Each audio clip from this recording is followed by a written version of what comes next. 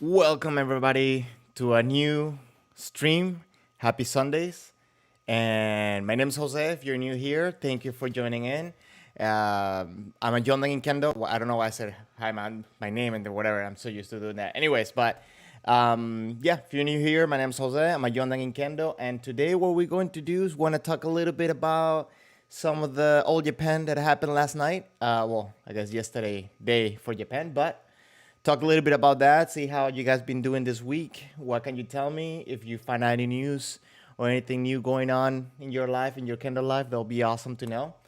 And yeah, we're gonna watch some of the Kendo Ippon matches from the Old Japan tournament from last night, and we'll see what you guys think about. Like, what do you guys thought about it? How you feel? Actually, how do you feel about the tournament this year not having any police officers in it?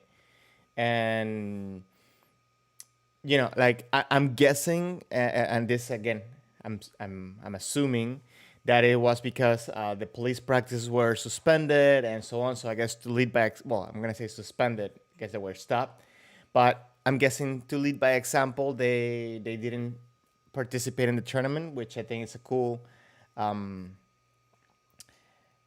gesture from them to do. But yeah, so what do you guys think? What do you guys thought about yesterday's All Japan? And did you know that there were no police officers in it? That would be kind of cool to know if you guys knew or not. Okay, let me get my chat situated just to make sure that everything is coming out okay.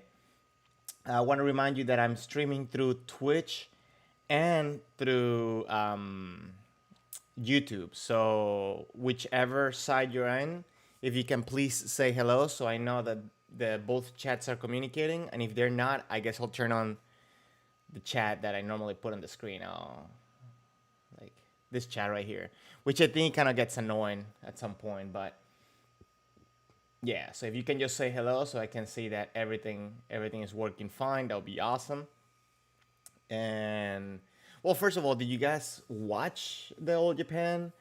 The plan that I have for today, I because actually the All Japan Kendo Federation are pretty good at posting the videos, so they posted already a lot of the matches, and they posted Ippon compilations. So I guess we'll watch a couple matches and Ippon compilations as well.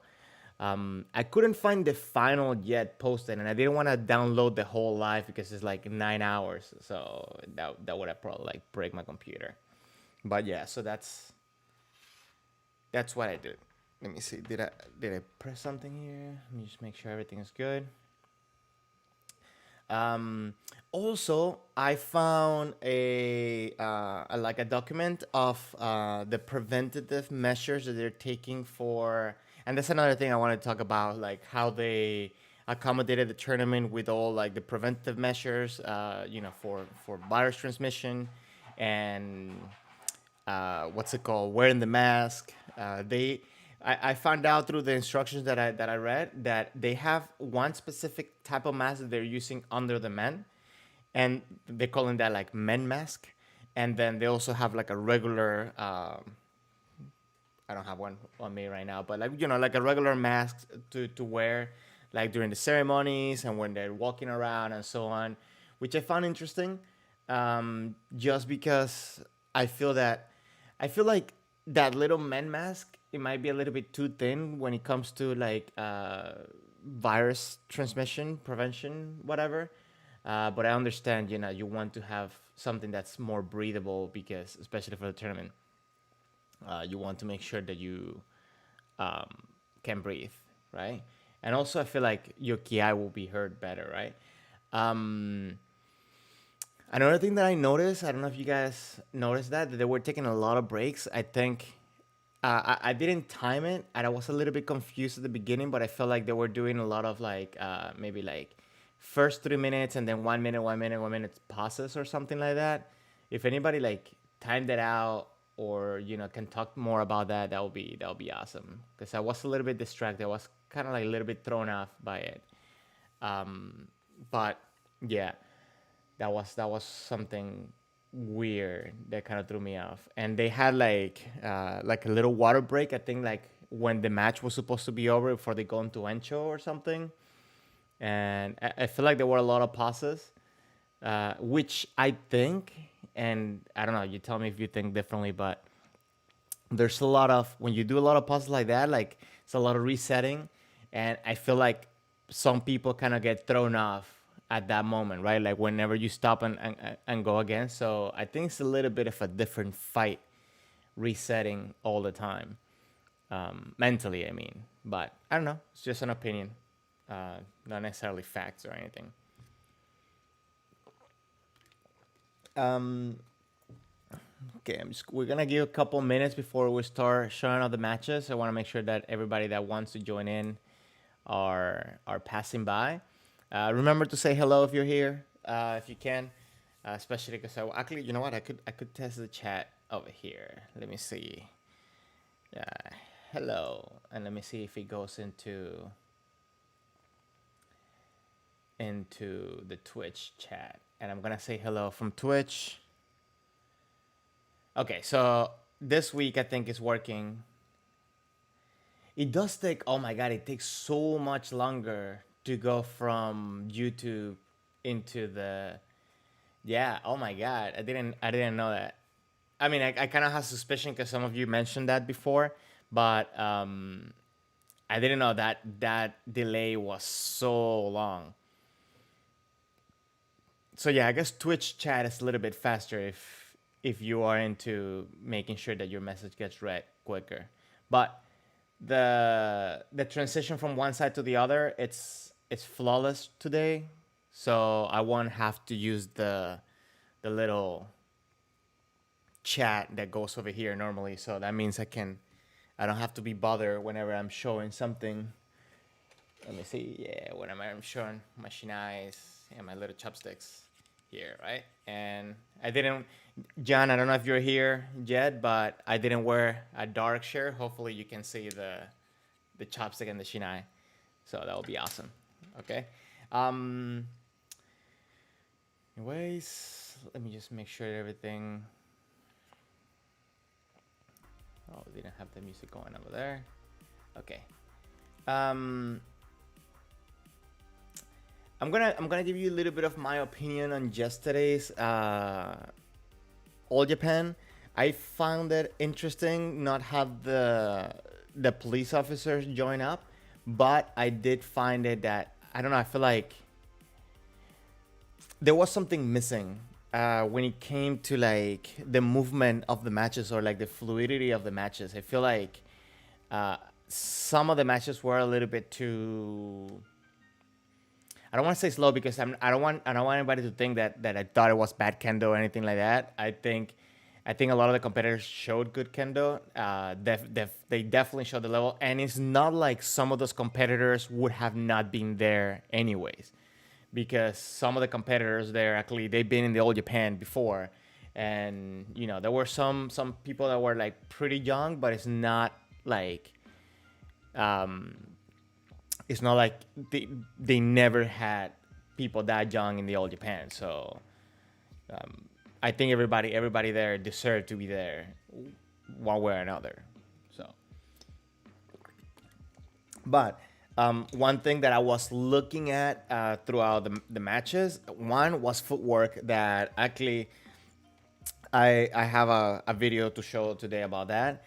Um, the other one was Renzo Kuwaza, and I feel that a lot of the matches did not have that much Renzo Kuwaza. I feel that um, a lot of them were like one attack type of thing, which I normally enjoy more of that Renzo Kuwaza. That's something that personally I'm practicing, something that I want to improve on my kendo.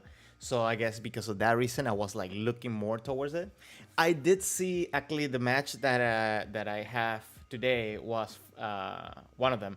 It's was from Iwabu, I think it's his name. I actually never seen him before, but as soon as I seen him, I actually I was impressed with his kendo, and on top of that, like in a lot of the matches I seen him try and score ski, which is normally something that I haven't seen that much, especially in that quantity in an All Japan. Personally, I mean, I'm not saying that people don't throw skis in the All Japans, right? But I'm saying in that quantity.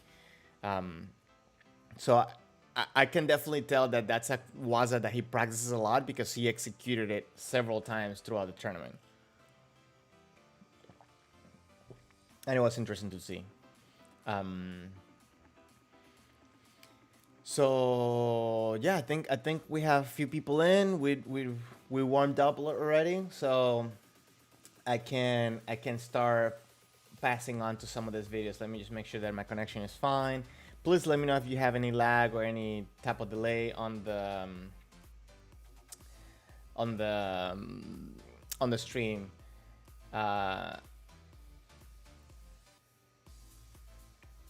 Hello, Steven. How's it going, man? Thank you for passing by. Thank you for saying hello. I just want to check real quick. Okay, so you wrote through Twitch and YouTube got it. So awesome. That's great. Hey, Aisha, you don't have to call me sensei. I mean, like I definitely don't like that much at all. But thank you for saying hello and passing by. I'm guessing, I'm hoping that you guys at least saw part or some or all of the All Japan championship yesterday. That's what we're going to be watching today. I'm gonna be, showcasing some of the stuff that happened yesterday. I couldn't get the final. That's the only part that I'm disappointed about, that I couldn't find the final in all the videos that the All Japan posted so far. I'm pretty sure they'll post it soon if I didn't miss it, but just want to make sure that I let you know in advance. Let me see. Okay, so I did get the player or the fighter that made it to the final. I do have him. I have a full match, so I guess we should watch that first, just because it's not that long of a match. And we can start talking about some of the stuff that happened and how it looked. So, well, let me put my headphones on. Aisha, you're joking about the sensei part. Thank you very much. I appreciate it. Okay. Wait, I think it's backwards. Okay. Let me see. So, okay, let me put this on play.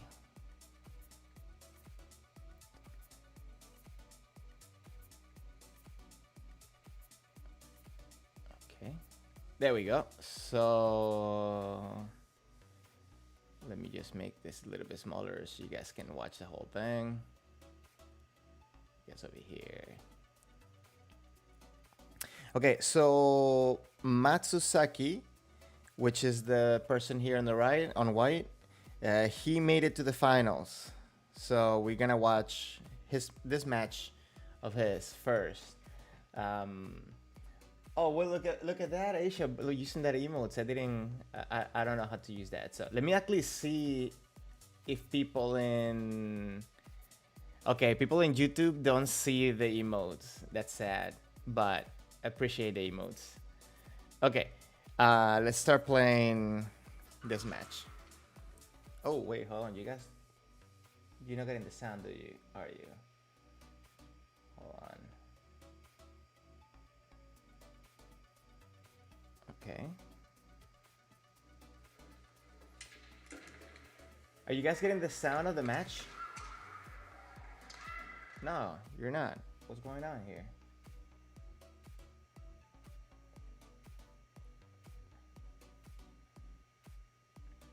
Hold on, give me 1 second, guys. I'm sorry. I just want to make sure that you have sound. Let's see. Okay, now we got it. Now we got it.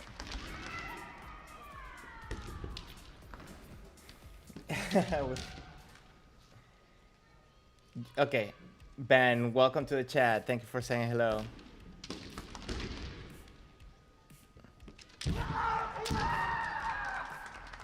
Oh, that was a quick first Ipo, huh? Let's watch it. Let's watch it again. Let's go back a little bit. Let's watch in slow motion. Okay, hold on. Okay, so it looks to me from this angle, which is a little bit hard to watch. He dropped his tip.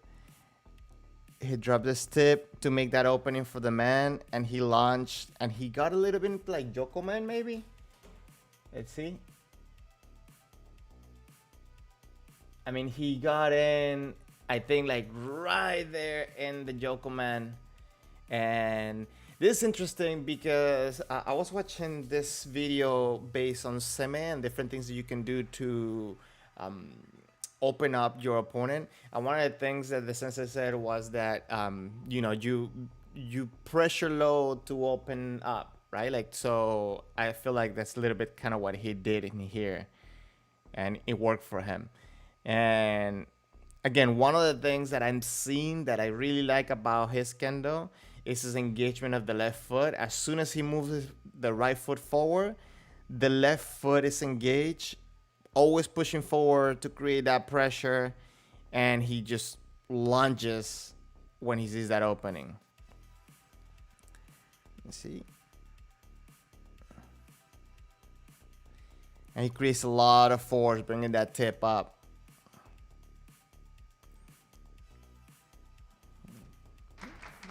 What do you guys think? Nice Ipong?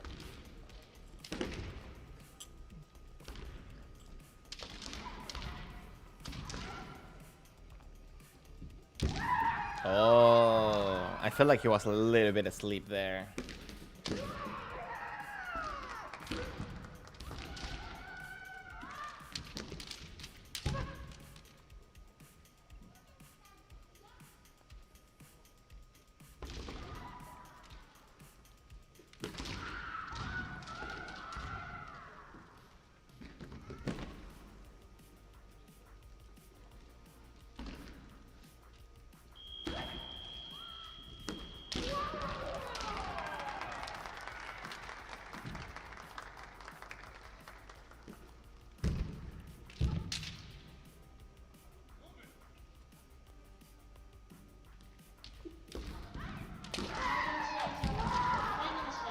He has a very sharp and explosive men.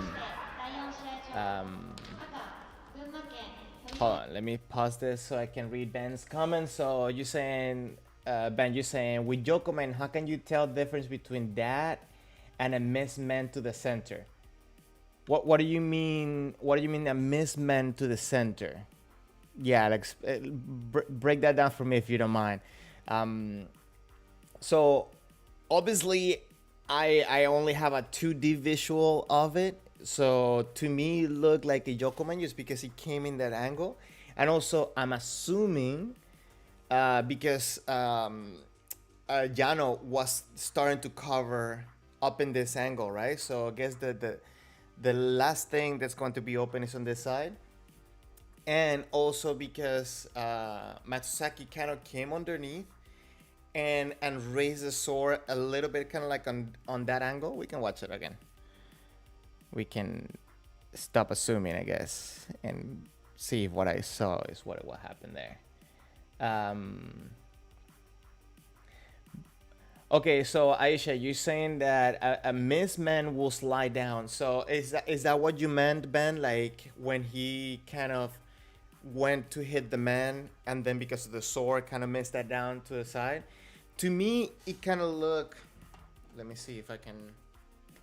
To me, it kind of looked like he was coming into this angle and created the force, kind of like. Well, he actually no. We can watch it. Okay, we can watch it because he actually did lift the sword a lot, right? So I don't. Hold on, where's the Ippon?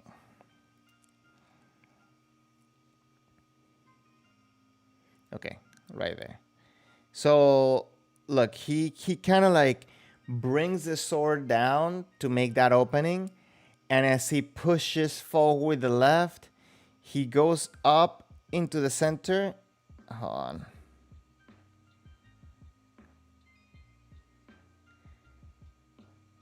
I mean, it's hard to get into that point. Let's see. Let's be accurate here. Let's not make stuff up. I mean, correct me, guys, if I'm wrong, but let me try to make this bigger.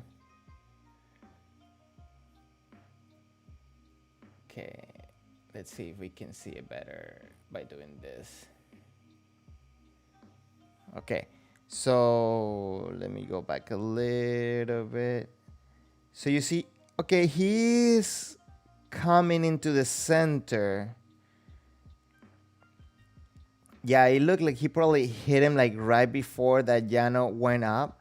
And then the angle that I saw right here was after the bounce when he was getting out. So normally, I think what Aisha is saying is right, is that if it was a missed hit down, that it went down to the side, it was because his right hand would have been pushing down and slide down to the side. But here he bounces, right? Because after the hit, after you make the hit, the tip bounces up and he's not fighting it. He's allowing the tip to go up.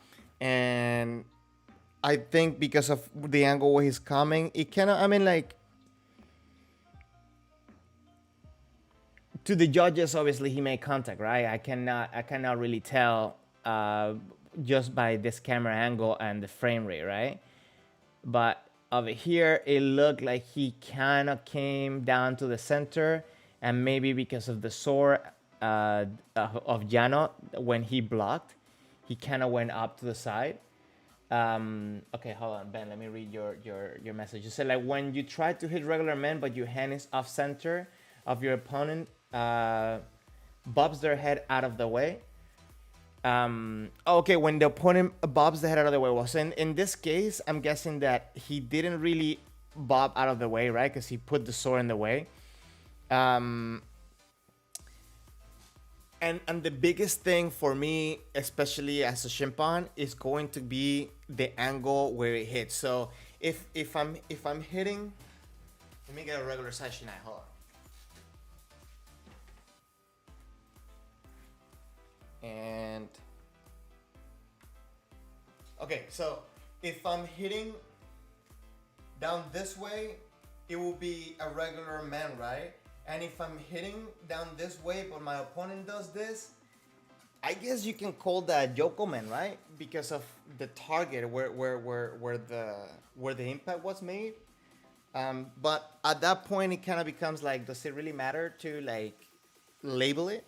Because a lot of the stuff, I feel that a lot of stuff that all the labels and the names that we use for it, a lot of it has to do with our teachings or like our instruction or explaining it to somebody else, right? But at the moment of shiai, at the moment of impact, everything should be simple. Like Kendo should be simple. It shouldn't be, all this complicated thing. So yeah, I mean, I think it's a fine line with that. I hope that answered your question or make more questions.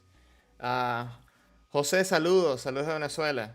Estamos viendo las partidas de ayer del All Japan. Espero lo disfrutes. Si tienes alguna pregunta, déjame saber. Okay, so Ben, does that like answer your question, or did I make more questions? Did I make it more confusing? I think I did. Okay, let me just make sure that we have the screen back where it goes.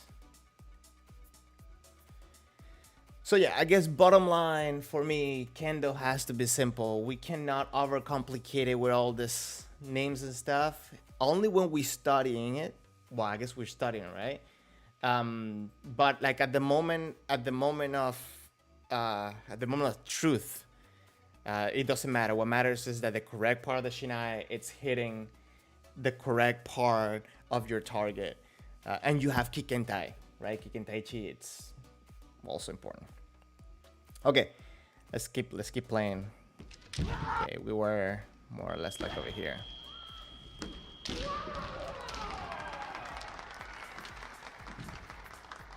I'm glad it made sense, guys.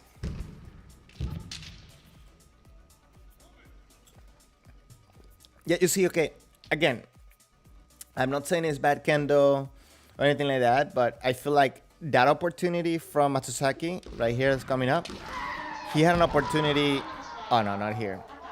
He had an opportunity to do Rensoku Wasu, to do more continuous waza, and he kind of stopped.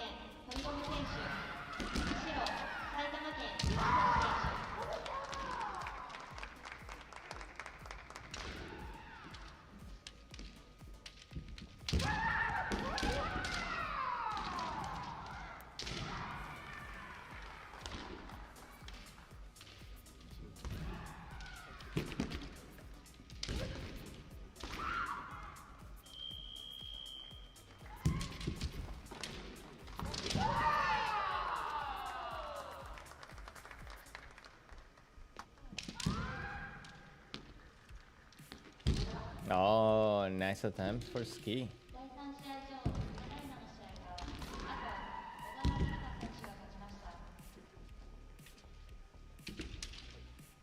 I don't like the whole coming and covering like that all the time, especially because I feel like he has no way of countering. And I guess at this point he's just making time, right?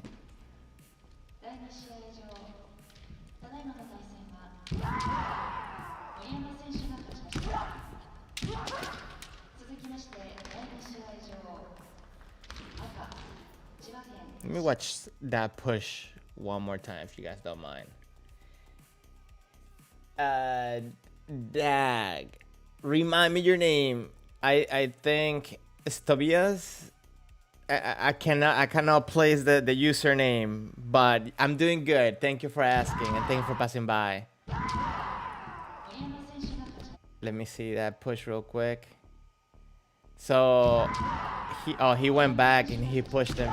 Oh, Tiago, I'm sorry. I'm so sorry. I thought it was Tobias, but I still haven't learned all the Twitch usernames. So thank you for reminding me. How you doing? How was your week? Did you watch the All Japan yesterday? That was a great recovery right there. Like, he goes onto the side. Like, did you see that little hop there that he did? Let me watch it. It's like slow motion. And I like how the first thing he does, okay, he's like looking down to the line. He sees, I guess, that he has space, and he immediately turns to his opponent. It's like, yeah, like let me pay attention to that, and then with that, he's covering and going onto the side. And then immediately, this right here, I think that's pretty original.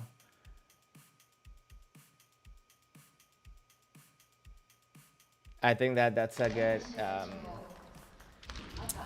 I think that's a very, very good reaction on his part. José, ¿qué pasa? No es válido de por sí empujar al oponente, pero en este caso, como él venía atacando, se justifica no necesariamente como un empujón, sino como continuación de la técnica. Déjame traducir a los demás. So, guys, Jose is asking, is it valid to push the opponent? And what I said is that it's not necessarily valid to push the opponent, but because he was coming with a technique, I guess he can disguise that push with that technique. I don't know if you guys agree with me or not. I don't know if that's something that they do in the tournaments where you're at or whatever, but the straight up pushing is not necessarily allowed, but it's something that you'll probably get a hansoku if they seen you do it kind of like purposely all the time. I guess it should say in Spanish. Hold on, give me a second. José, los empujones de por sí no son válidos, pero tampoco es una cosa que te penalizan inmediatamente. O sea, tiene que ser una cosa que estés empujando abruptamente. Pero en este caso, como él lo disfrazó un poco con la técnica, es un poco más aceptable, por decirlo así. Froilán, saludos. Gracias por pasar por acá. Aquí estamos estudiando un poco de Kendo. Espero lo disfrute. Estamos viendo las partidas de ayer del All Japan. las cuales tienen una dinámica un poco diferente gracias a la preventiva que están tomando en Japón. Tiago, so tell me more, what do you see on the dynamics based on the new rules? And just for everybody out there, one of the things that they're trying to avoid is more Subaseriai, not Hikiwaza, okay? Because throughout the tournament you will see Hikiwaza, but what you're seeing is less Subaseriai. And that's one of the things that I feel that I talked to some people this past week, and one of the things that they were confusing, they're not doing Hikiwasa with not doing Subaseriai. Okay, it's I think it's a little bit of an interesting dynamic, yeah. But I would like to know more from what you guys see too. So Tiago, if you can share your opinion. So, oh, you're saying smarter Hikiwasa. I think smarter, I think more opportunistic. Granted, there's not that, especially at this level, you see it more in the old Japans. You see when they're in Suba City Eye, is more also of a pressure, like a seme to go back, right? But obviously, we don't get to see that much with the new rules. And this is one of the things that I've been talking about, I guess, for ourselves to prepare ourselves, because we don't know how the next World Championship is going to be. We don't know how the next tournaments in our countries are going to be. We don't know if we're going to need to be using masks, if we're going to, what type of new rules are we going to be using, or when are things are going to go back to normal. So I think this is important for us to study these dynamics. I think this is going to be the example to follow for many tournaments to come. So some of the things, like, like keep in mind the whole thing with the masks. Obviously, every country is going to have a little bit of a different suggestions when it comes to what to use. But I think that's very good thing to start watching and to start studying. Let me catch up with some of the comments. So, okay. So, Aisha, so you're saying, you're letting everybody know that if you can't see your comments, yeah, because I was looking at YouTube, you're able to see the comments, but the emotes, you don't see them. You only see the text of the emote, which I guess is more fun to watch you write with the emotes. I think that's more fun. So, Steven, you're saying that if he didn't follow up with the men's strike, then it will be a little sketch. Yeah, right. So he cannot disguise the push with that attack. So Tiago, less holding on to the points, more attacks from longer distances. Also, the slick recover by Yano to get out of the corner. Yeah, I mean, it's always fun to watch people to adapt to a challenging situation.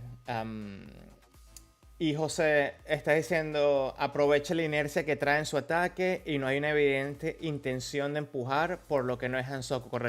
Correcto. Si hubiese estado los dos en su Baseriae y él hubiese estado al borde y lo empujase para que saliera, es posible que le hubiesen dado a Hansoku. O también he visto en varias oportunidades donde lo que hace es que vuelven otra vez al medio y como que nada pasó y le advierten al que empujó, mira, no empuje. That's it. Pero sí, estás en lo correcto. Ok, let's keep watching.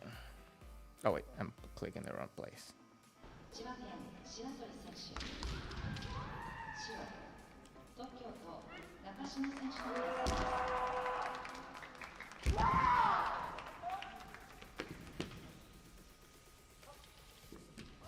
Okay, I want to point something out that somebody that I've been talking to this past week brought up to my attention, and I've been studying it after we had a phone call.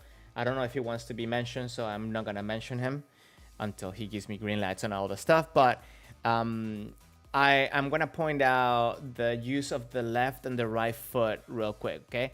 So if you see Matsuzaki, normally, and if you've seen my video about kamae, I mentioned that I normally put most of my weight on my left foot, right?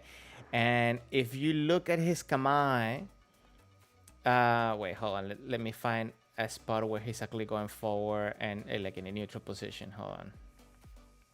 Okay, right now he's going back. Okay, so he's going back here. Okay, so here I think personally that his left heel is a little bit too high, and he is definitely putting most of his weight on the right foot rather than the left foot where I normally put it. So I normally put my weight on the left foot, but my upper body would not look different than this, right? Because what I'm trying to do is I'm trying to push forward with the left leg, making my weight lean forward. So my right foot, it's pushing back, and I'm not gonna say that it's pretty even, my left and my right foot, but most of my weight is being pushed forward by my left foot. One thing that I try to avoid is to not have a grip on my left foot. I think he's doing a great job at keeping the grip and also putting the weight on the right foot. It's something that I'm studying right now, that I'm trying to work in my head a little bit better. But I know that when I say put your weight on the left foot, a lot of people can interpret it as in kind of like put your weight back and being back. No, I feel like you're always going to have that forward momentum. And putting the left foot pushing forward gives me that sensation.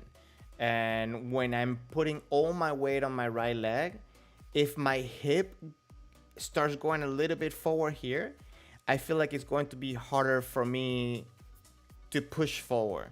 So I'm still working myself into finding that balance. So I'm studying that. I just wanted to point that out because now I'm paying more attention to that based on this. Well, I'm paying more attention to that just because it's on my mind.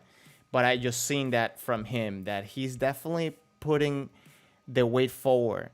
So something to keep in mind.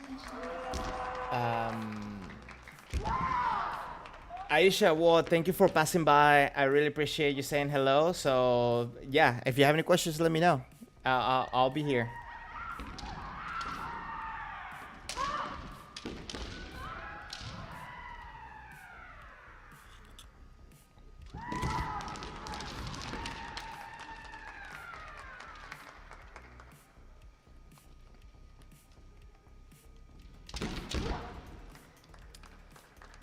So let me just point this moment out.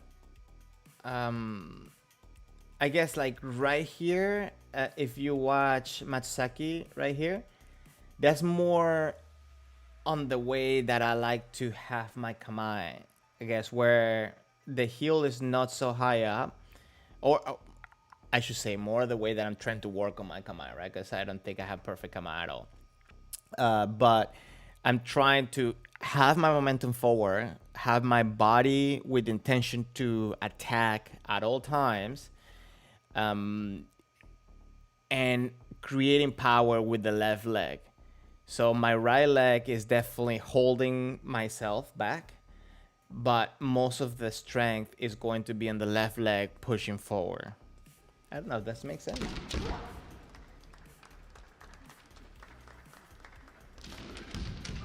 You see, I feel that in previous All Japans, at this position, I think they would have been more aggressive and more like, more diversity in the waza.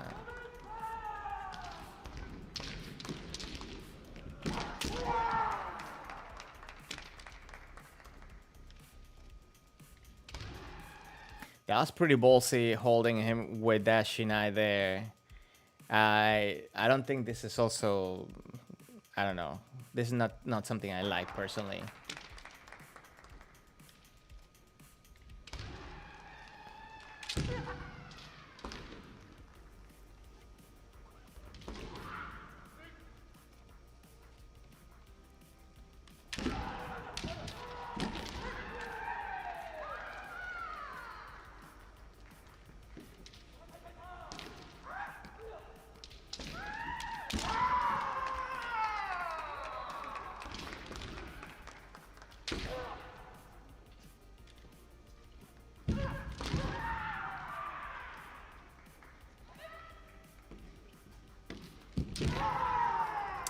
You know what I have not seen that much in this type of kendo?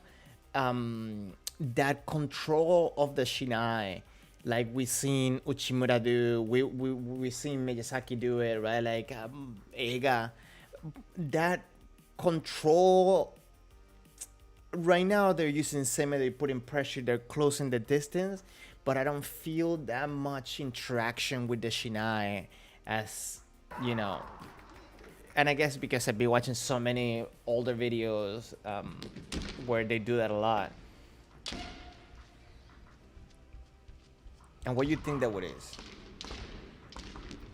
You know, they're feeling the tension. They're definitely feeling the tension there, but I don't see so much of that trying to control the opponent shinai, like Dosai or like Harai.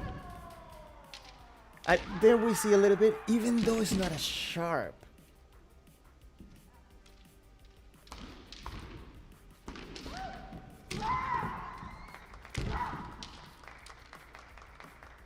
I think that was pretty good reaction from Matsaki, where he was ready to come in, and as soon as he turned around, he went forward.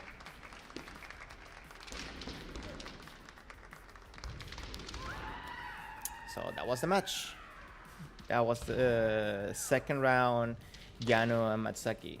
I think both of them showed great skills. Hold on. Like they both show great skill. I think, well, Matsaki has been in the All Japans before, right? So, but I feel like, again, I feel like the dynamics are a little bit different, and obviously probably has to do with like the new regulations and so on. Tiago, you think that the difference in experience from the police is less shiai, less shinai talking? If I understand what you mean. So, yeah, I mean, like, that's one of the things that, when I was in Japan, I tried to practice with as many places as I could. So I went high school, college, public dojos, police, and so on.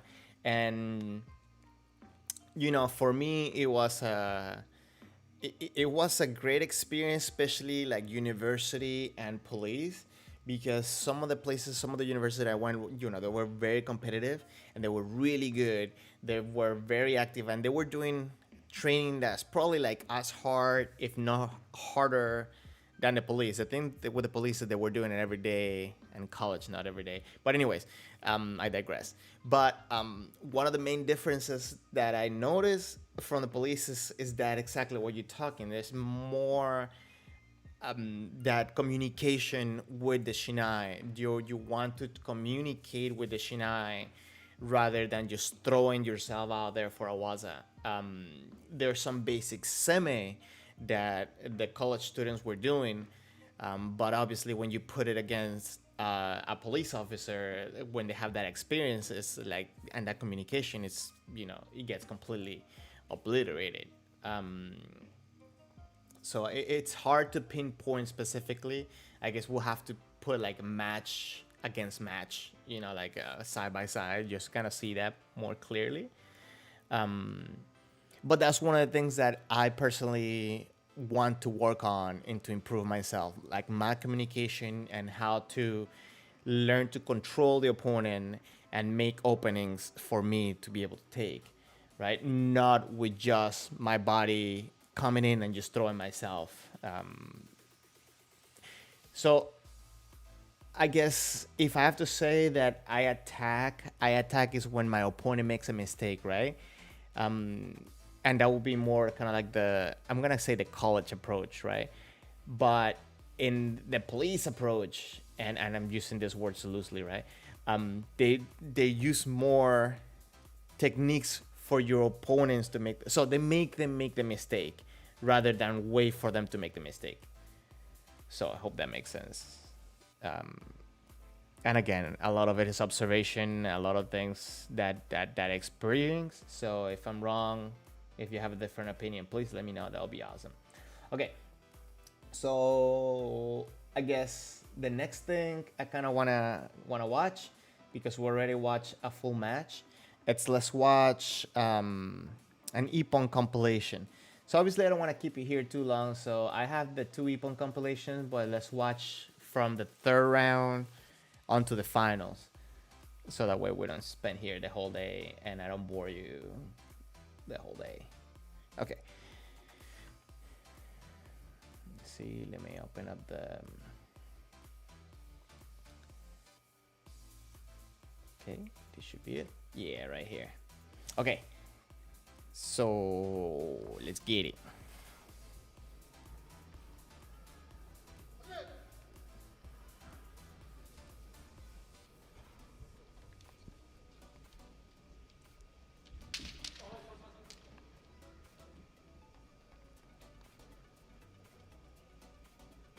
I like how they give you a little bit of the match, not just the Ippon. Okay, that was a very nice man. Let's why does it go back to the beginning? Hold on.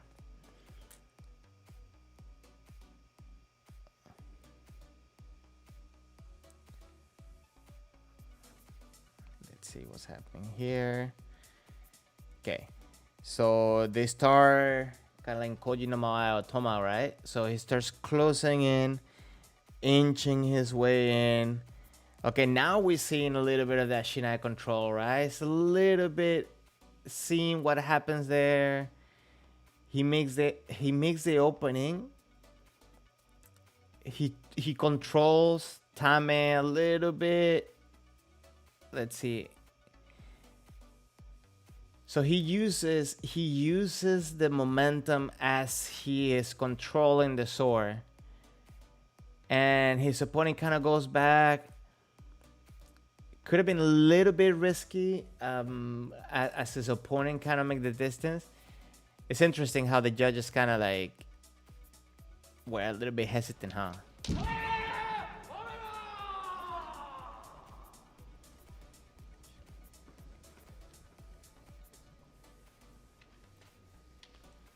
Okay, let's see.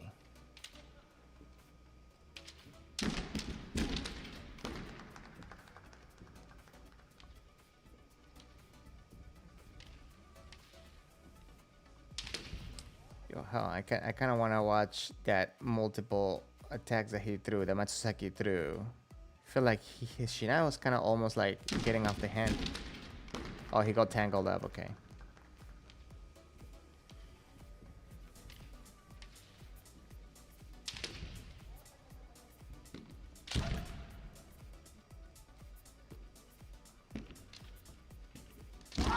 Oh, he took the opportunity as the opponent was coming in forward, huh?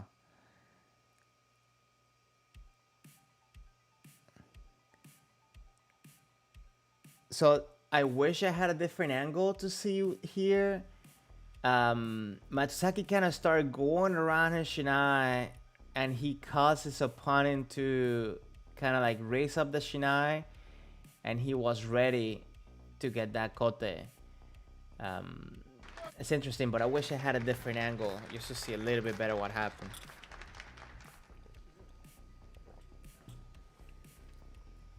I'm gonna guess this one is Hoshiko got because he made it all the way to the semifinals.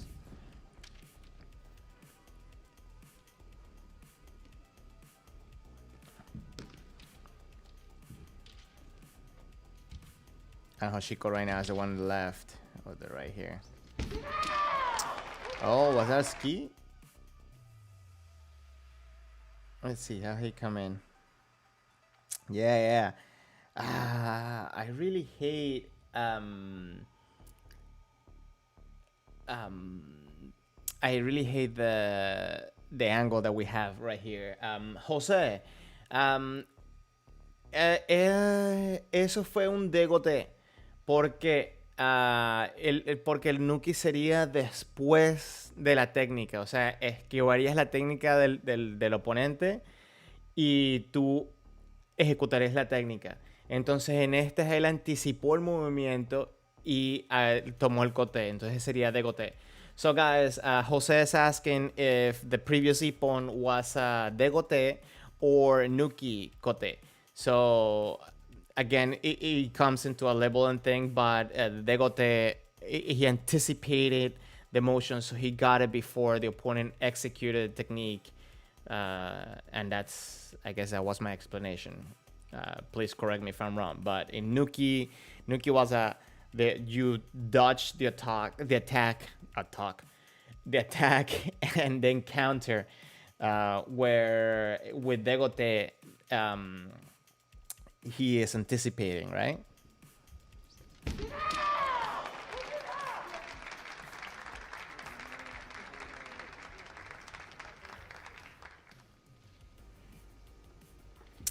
I think also maybe correct me if I'm wrong, right? But normally the All Japan has multiple angles, right? For the matches.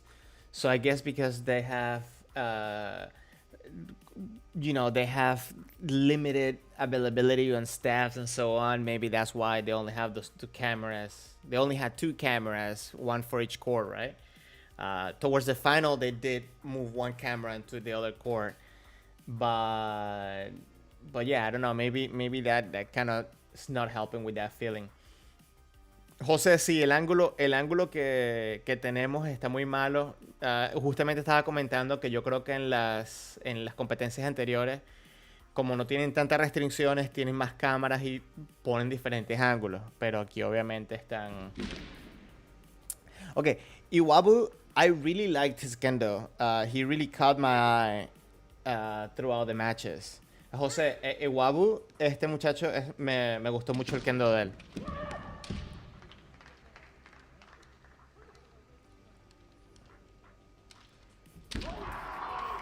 Okay, but he loses right there. Okay, so one thing that I was going to say right here at this point, I feel like he was putting too much weight on the right leg and kind of like leaving it there without moving the left leg forward, right?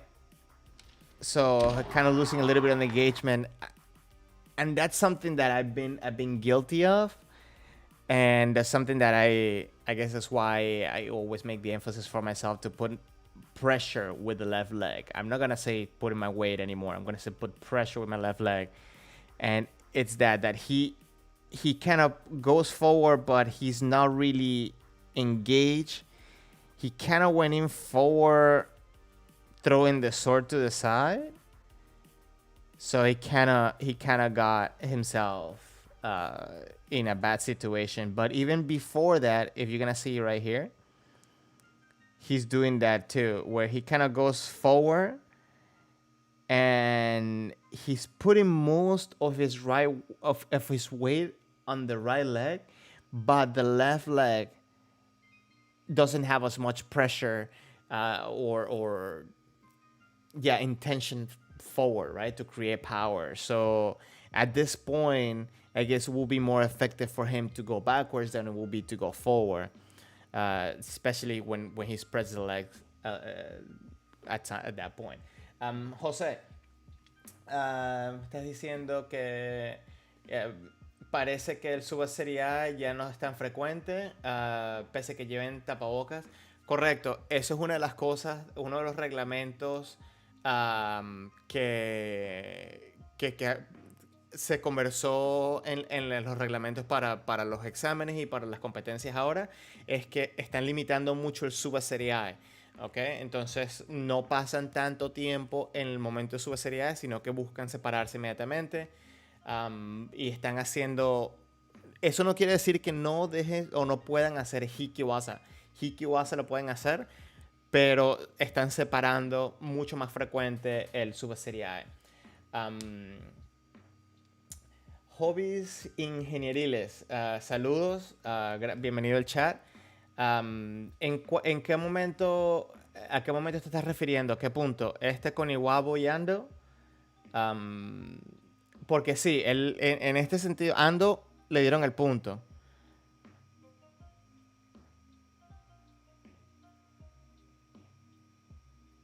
Ahí está.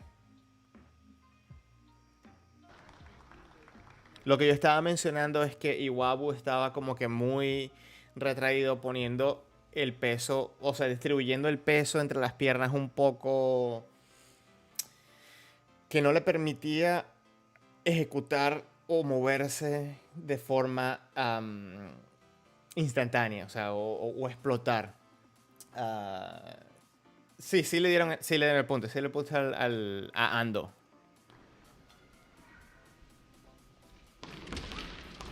Okay, so Murakami made it into the finals,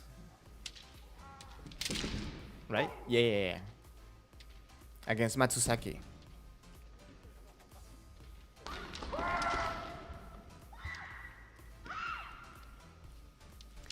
I do like how much more. I feel like Murakami at this point le está poniendo más presión. Like sorry, I'm reading Spanish. So I start speaking Spanish and English. I need to figure out a better method for this. But Murakami, I feel like his kamae is putting a lot more pressure with a lot less movement. I feel like Yamamoto is kind of trying to break the center. And granted, maybe I'm biased because I know that Murakami is going to win here. But I feel like Murakami is coming in like a wall. Lo que estoy diciendo, que dije ahorita en inglés, es que yo siento que Murakami, que es el que está de blanco, está entrando con una presión sin tanto movimiento. Es más como una pared, está viniendo con fuerza e intensidad. Kamae towards the center, he kind of goes down to cross the reaction. He regroups the center. Look how subtle the upper body moves to kind of cause. Okay, I'm gonna start moving so you can catch it. Look, the upper body kind of gets that reaction. Oh, and like, okay, red got the ippon, but look, he uses seme. Granted, he went back. He disengaged the left leg as he started going back, and that's how his opponent was able to come in and get that ippon, right? That's something that you don't want to do. You don't want to disengage in the middle of that pressure. But I found interesting how he used the very subtle motion and he cut the reaction. But I guess he wasn't ready. Like after he put the pressure, he kind of let go with the left foot. Thiago, not a perfect right foot movement from who? Because I kind of seen Yamamoto raising up his heel.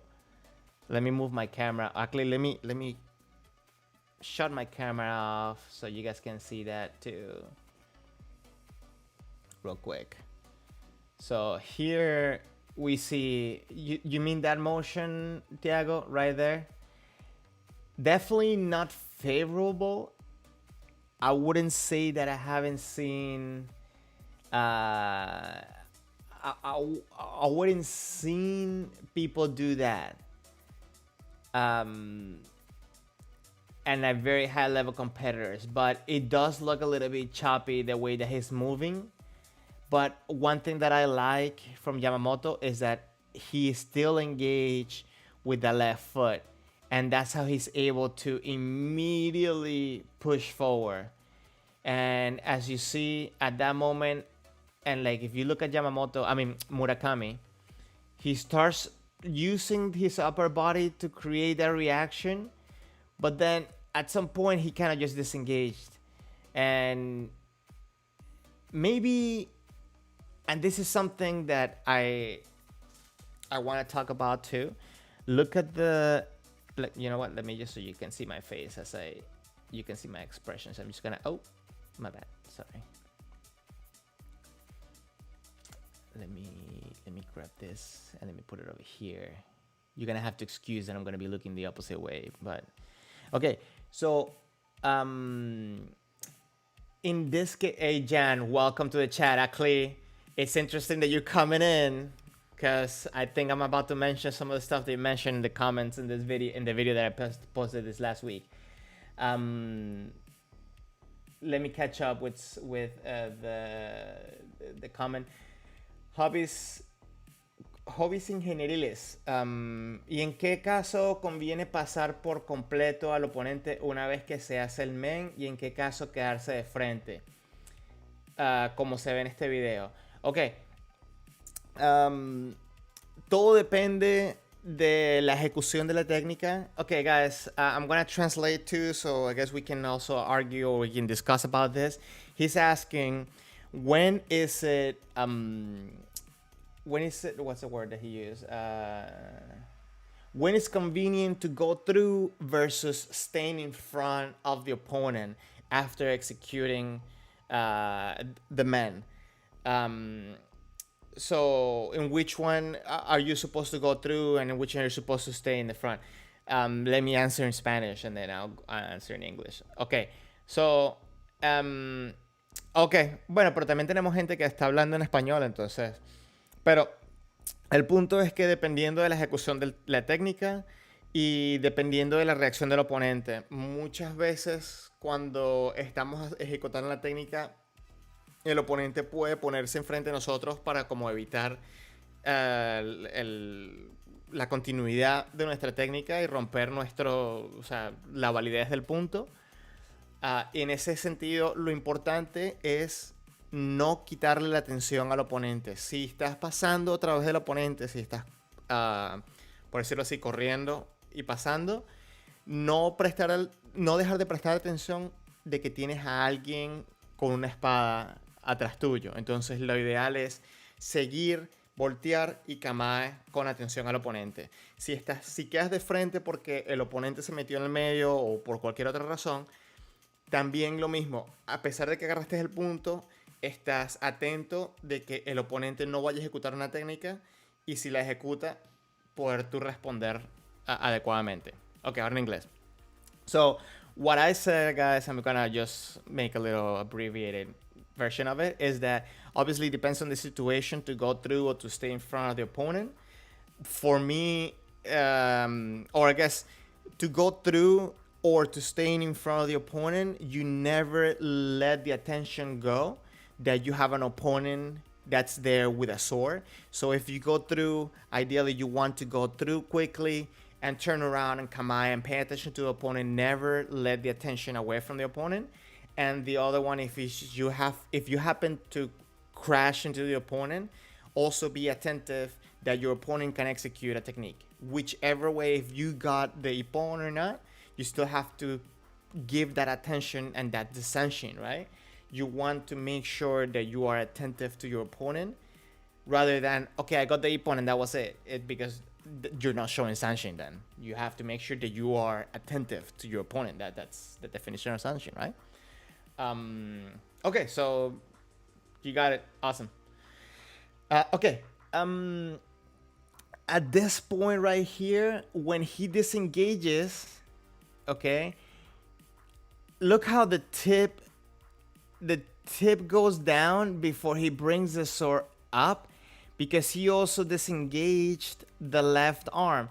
So in a way, he kind of starts bringing the sword up with the right arm, which kind of does that effect of... Wait, okay, I guess I need to go. It kind of gives that effect of coming in. Wait, hold on. There we go. Kind of gives that effect of going out like this, and it takes longer for the sword to cover, where if he would have come in here, maybe he could have done Kashido or at least, block it up. But because he kind of went in like this, I guess it made the tip take longer to get up. Now, and this is what I was saying, Jan, that it's so funny how you landed in when I was going to start talking about this, because I know you mentioned to me that maybe I'm focusing too much, and we had the conversation about the sashimen and so on, and the explanation that I gave can be misleading, because I'm not trying to say that what you mentioned, that it could be understood that you're using the left bicep to bring up and down. You want to make sure that you're using the proper muscles. But there's 2 points that I guess I didn't really discuss in that point. Is that you create is two motions to create strength on the impact, right? Number one is to like the part with the arms, but there's also the ones with the tenouchi and the wrist and the fingers, right? So that you can create a lot of power with that little motion at that point and get a good impact and you know get a good sound and get a good ippon. So yeah, there's 2 points, and I'm going to make a video specifically about that because you got me thinking about that, and it's very, very important and very interesting because those two different motions can make such a difference in different situations. So I wasn't trying to say in any way that sashimi is bad, but sashimi has to be done properly with tenouchi. It's just the fact that most people tend to do the shorter path without that proper tenouchi because they're focusing so much on getting there rather than getting there and executing the tenouchi. So yeah. Alex, saludos. Gracias por pasar. Muchas gracias por pasar por acá. Bueno, ya como te dije, reactivándonos. Guys, I was sick this past week, so I wasn't able to really do much. Not even like the online classes that I've been doing. So yeah, but I'm fine. Everything's good now. So reactivating myself on everything. But Alex, gracias por pasar. Thank you. Like you understand English too? Spanish only? Déjame saber. José, todos los movimientos de Ojiwasha y Shikakewasa se hacen usando solo el Hidariteo o el Migite. ¿Tiene alguna función en estos movimientos? Ok.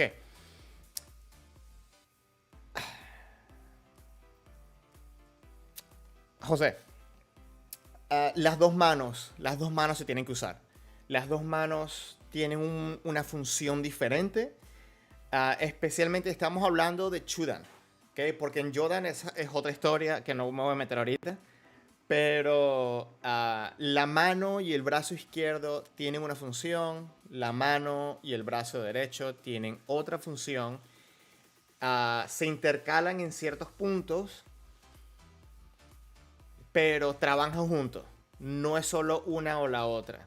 Pero, ¿qué pasa? Que la mayoría de la gente usa demasiado el brazo derecho incorrectamente aparte y no crean la velocidad y la fuerza que necesitan para tener un buen impacto, y generalmente eso causa muchos más vicios o muchos más errores porque tratas de ponerle más fuerza para compensar. Okay guys, let me translate in English. He's asking, so for Ojiwasa and Shikakewasa, do you do it using only your left hand or your right hand? And what I'm saying is that both hands have a job. The job kind of like overlaps in different areas, but they do have different jobs on their own. One way that I guess like I hear a lot from different senseis is that the left one creates power and the right one guides the sword. That doesn't mean that the right one is not going to give power at any point, and it doesn't mean that the left one cannot guide it either, right? But it's going to be situational as well. But they both work together, and it's not only the hand, it's also the arms, the elbows, the shoulders, the wrist, all that working together to create power. I personally like to break down each motion and do it as slow as possible to understand. Actually, you know what? Let me open up a video real quick that I'm gonna be using for my new video, hopefully for this week. Let me see. Give me 1 second, guys. Okay, and this is something that I showed in the past. Let me see. And guys, if you have a different opinion, please let me know. Why is this? Oh, I guess you can. I guess I can just do this real quick here without having to. Don't you love that music? Okay.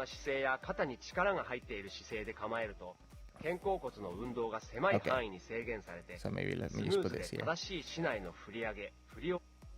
Okay, so here you can see a very nice close-up and a very nice like slow motion of the swing. And okay, let's go from kamae. Okay, from here. So from here, if you see that the tip, it's moving along with the shiai. Now, I personally don't do it like this. I like to first push with the left to get the tip moving first.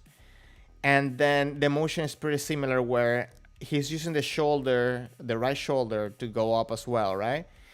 And now from here, once he makes it all the way up,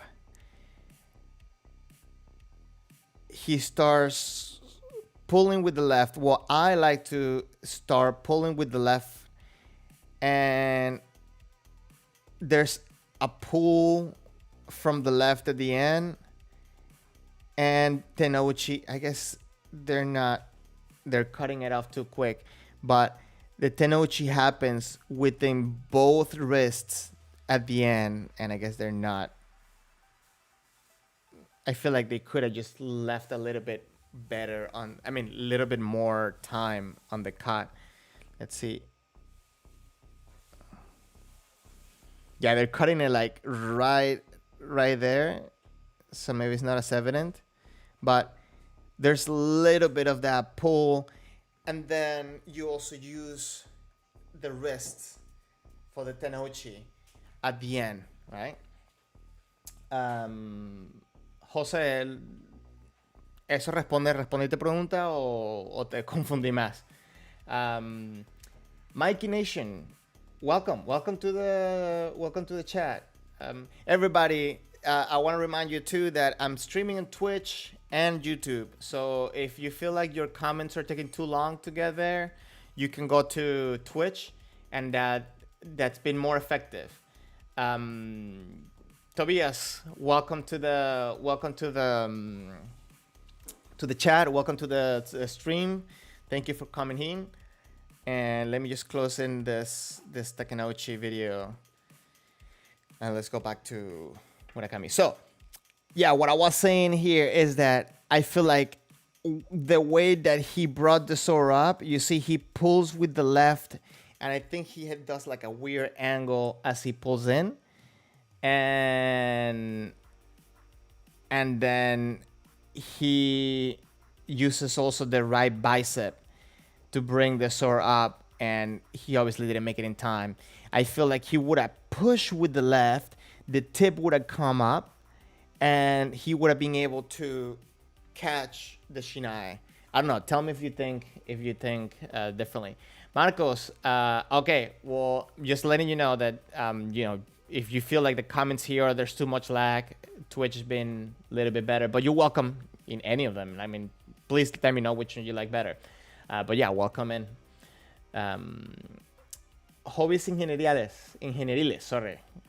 See, I like the video.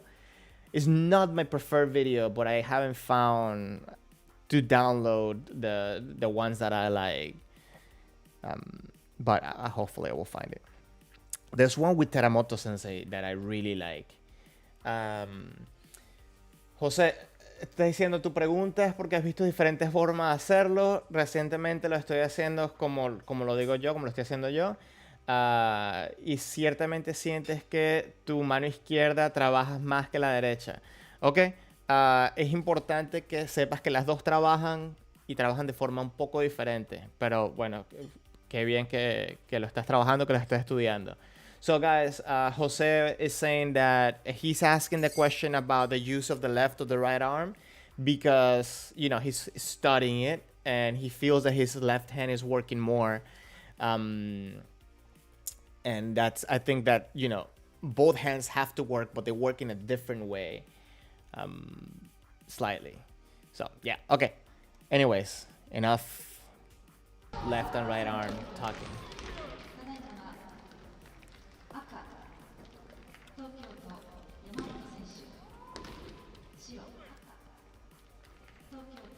It's so funny how they cut the video and they just went into the same video. Okay, let's watch that kote. That was very compact kote.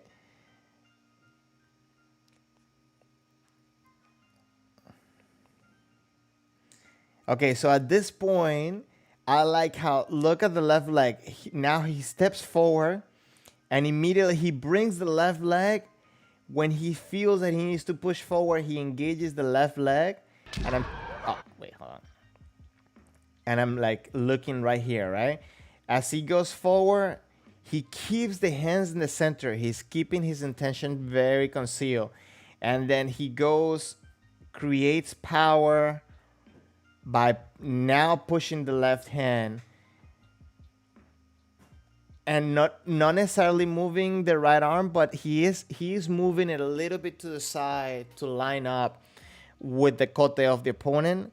And then very compact kote using, again, the left hand, but then tenouchi in both hands to get that ippon. Now, this is something that I feel that a lot of people cannot get wrong because they do kote downwards. And I think this is a very good skill to have. Wait, can you see? Okay. You can see the cursor, right? So right here, he's doing the kote at a very close distance to his body. He's adapting to how close the opponent is bringing his kote towards his body. So I think, you know, this is not necessarily textbook kote, but definitely a good skill to practice and develop, because you will need to adapt to where the target is going to be, right? And sometimes your distance is a little bit too close. He adapted by doing a very small fumikomi. Look, the fumikomi, his right leg was a little bit before this line, and at the moment of impact, it's like right at this line, right? So maybe that was like a foot, like his foot measurement distance rather than dropping a long distance in the step. So he did a small step, but on top of that, he compensated by bringing the arms closer. Let me catch up with some of the comments. Okay, so hobbies, you're saying that it's supposed, I'm gonna call you hobbies if you don't mind, unless you give me a name, just because I don't know your name, but thank you for being here. It is supposed that left hand is for the strength and the right for direction. Yes, but there's always exception to the rule. So I'm not gonna say it's not black and white, but when you're training at the beginning, I don't know what level, I don't know what point you're at, so I don't want to confuse you, but the basics is that's how it is. You want to line up the right one where you want to end up, and the left arm is the one that's going to give the power. But at the end, the power is going to come in with that tenouchi, the fingers and the wrist. That's a very important skill to develop. So, José, en tu entrenamiento llegaste a pensar que una manera de hacerlo es levantar el shiai con mi brazo derecho, lanzar el corte con mi brazo izquierdo y hacer tenouchi con ambas manos. Intentar hacer un movimiento en péndulos en momentos accesorios, similar como lo hace Takenouchi. So wait, hold on, because I'm thinking, I read English, so I kind of went from Spanish to English. Es importante que tengas a alguien que te esté ayudando, que tenga que te vea, porque no estoy seguro cómo se vería, porque yo sé que muchas de las cosas que nosotros hacemos a veces no se ve como nosotros pensamos cómo se hacen. Entonces, la mejor que te puedo decir es grábate, velo y compáralo. Si no tienes a alguien que te pueda ayudar. Si tienes a alguien que te pueda ayudar, obviamente, bueno, sabes que yo te puedo ayudar como pueda, de la forma que pueda, déjame saber. Pero es importante que empieces a ver las similitudes y cómo llegar al objetivo que tienes, ¿ok? So, por favor, tómate tu tiempo, no te apresures, practica. Conan F, welcome to the chat. You're saying, hi, there were a number of objectionable calls in the tournament, especially with the new rules. That kote is not optimal at all. What was good is pressuring the opponent to attack him, which sold it. Listen, there will always be objectionable calls, and I feel for myself that I don't like to go against the chimpanzees. I like to study why, as you said it, why was this sold? How he sold it. Obviously, it sucks when you lose to a Nippon that is not, as you say it, optimal. But in shiai, I feel like a lot of people kind of throw out the window their, like their technique, and they just do the best they can. I agree that it wasn't optimal, especially on that form right here. I feel like the fact that he got it was very risky, because as close as he was, he could have been hit. Now, it would be interesting if I had a little bit of a better resolution to know if the reason why Yamamoto missed the man was because of the hit. Because he does make contact before the man. He makes the contact right there. And it will be interesting to know if it was strong enough to move his man out of the way to make him miss. Because I feel like he was like a hairline at getting hit by that man. So I don't know. What do you guys think? Do you guys think that that's probably the reason why they gave it to him? And regarding new rules, I wish they would have. I mean, maybe they posted it, right? Because I know someone that wrote me in one of my videos that he got the written rules in Japanese on a tournament that he attended in Japan, obviously. So I would like to see it. I would like them to make it a little bit more public. I found some of the things for testing, some of the measurements that they're taking for testing, but I would like to see what's going on with tournament, like the new rules, or I'm gonna say the new adaptations. But yeah, that's interesting. I agree that this wasn't the most optimal. He made it work, and again, I wonder if Yamamoto missed the man because of Murakami's impact on the kote.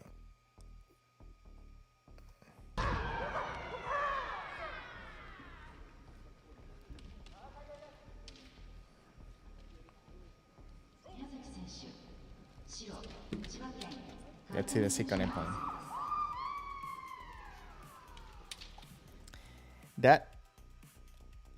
Do you see the little moment of adjustment right there that he did with the arm, Murakami, right here? That's interesting, and I like how he Yamamoto kind of came in close in order to kind of like put that pressure. And Murakami was like, "Oh my god, okay, like hold on, let me get ready, let me ready up."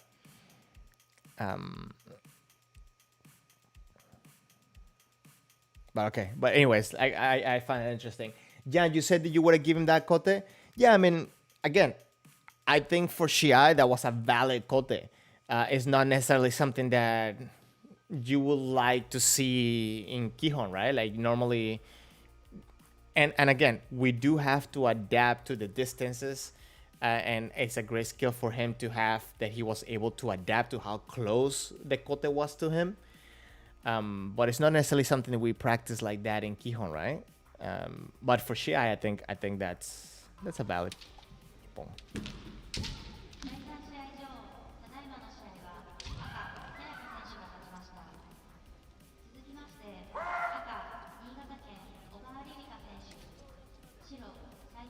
I liked, and I'm sorry I'm stopping in like so many times, but I really like that sharpness.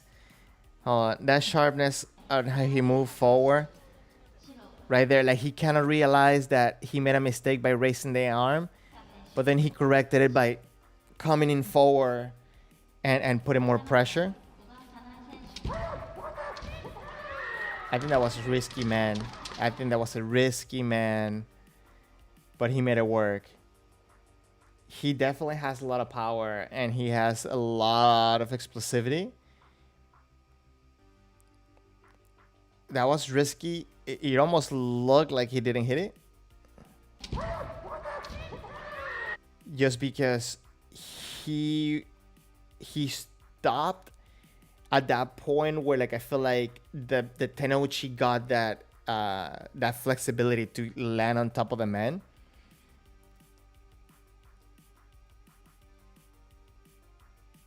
And I think what really sold it here is the Sanshin and you know his Utemi, that he came in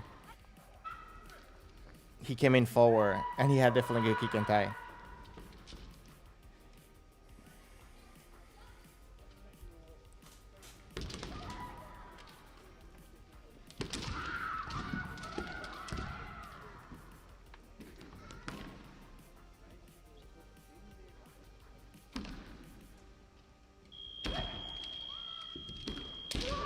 Oh, if you know me, you know that I like when people change the angles like that.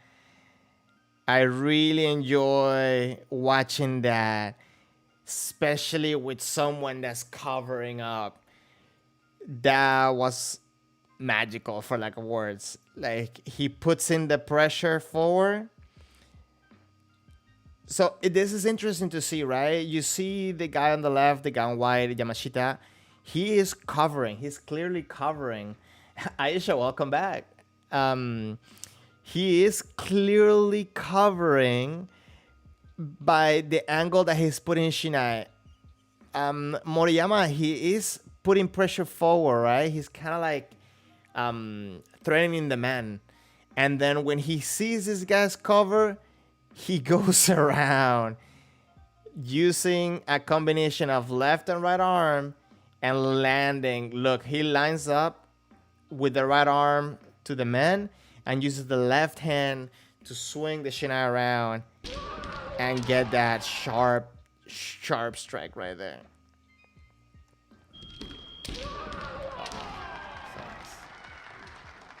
You know what? Let me change my... Oh, I moved the wrong camera. My bad. Okay.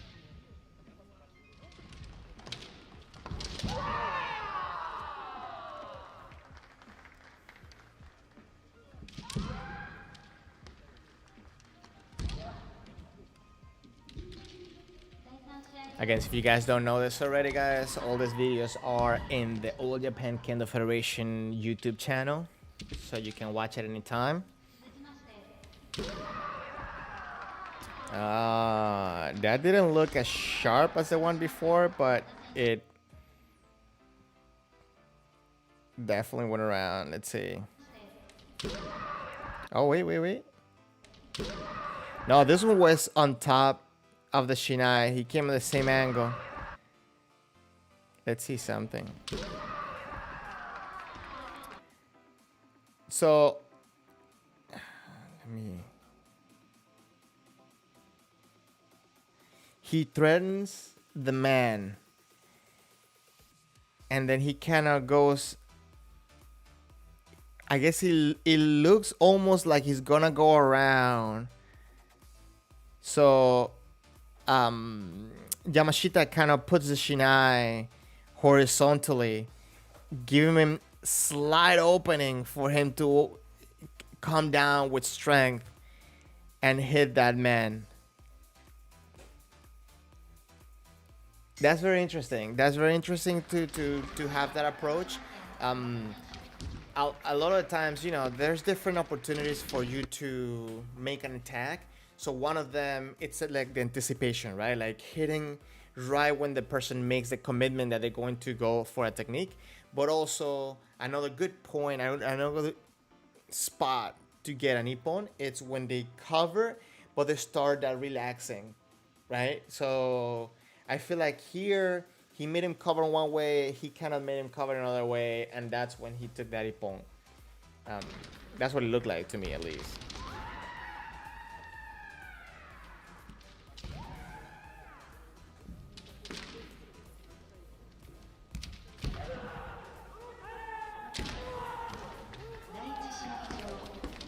You see, there is Hikiwasa, just not Subasirai. Oh, I feel like at that point, Nakashima was a little bit sleeping. Yeah. So he kind of starts putting the pressure. And this is one of the reasons why I always say that it's so good to keep your hands to yourself, meaning keeping your hands without moving until the very last second. Because look what happens. He right now doesn't know which way he's going to come. And because he's pressuring forward, I guess he thinks that he's going to go for the man. But maybe at this point, Shiratori hasn't really made a decision until he gets here. And here he decides to go for the kote because of that opening.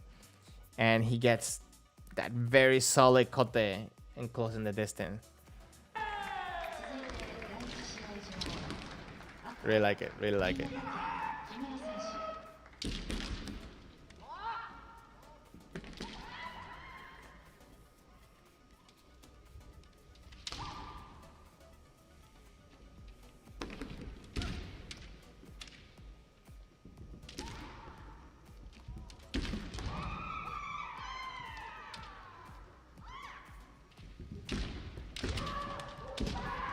Oh, perfect opportunity for a Hikiwasa right there, right? They closing the distance, coming in close, and I really like now the fact that they're going for these Hikiwasas without the necessity of pushing, right?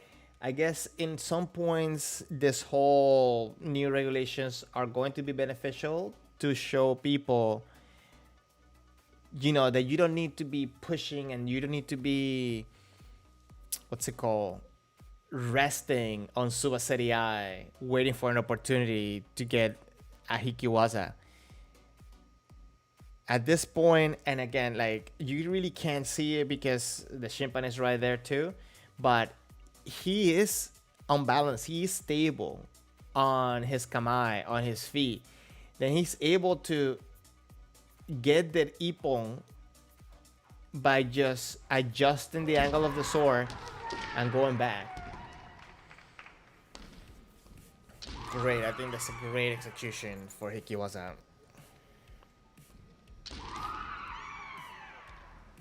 I feel it's so hilarious that they couldn't use letter roll. Oh.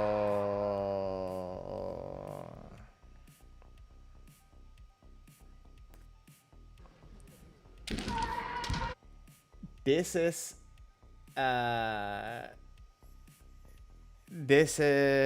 very interesting. He straightforward coming, closing the distance. At this point, that pressure for the kote, it's incredible. Oh, I wouldn't say the pressure for the kote. Right now, the pressure is incredible because it's close. And maybe what's happening is that Hayashida is putting so much pressure, it's kind of overwhelming. Actually, both of them are Hayashida. So red is putting pressure on white. So white is kind of getting overwhelmed, going backwards, not really paying attention to how close he is to that kote. So at the moment where he goes in for that degote, he just has to do like a very minimal step and very minimal movement.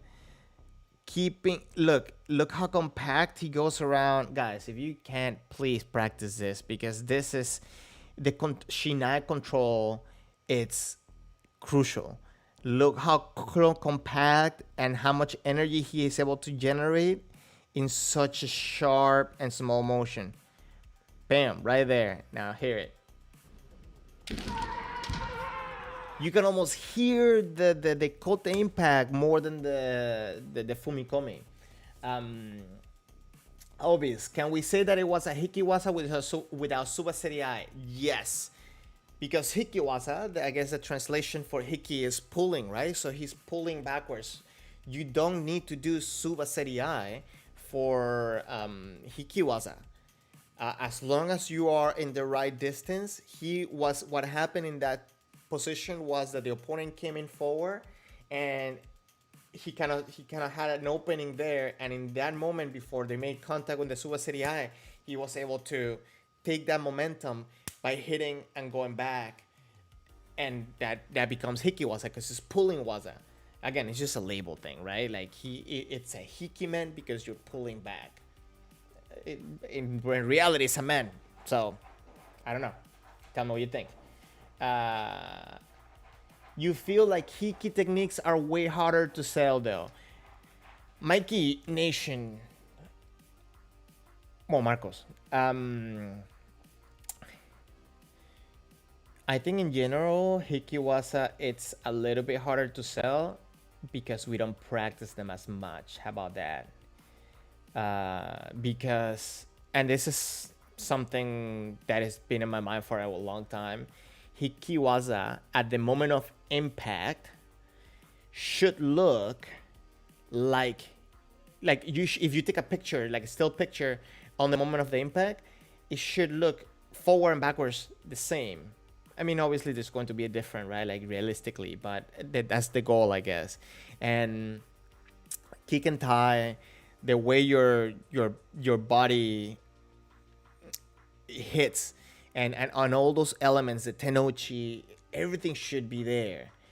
And I think a lot of times what we feel is harder to sell it, as you say, is because we don't do it as much. I mean, even if you practice hikiwasa, I'm willing to bet that you practice more going forward than you do going backwards, and that could be a very weird thing for your body to adapt to. So I don't know. Like, I guess we should practice more, right?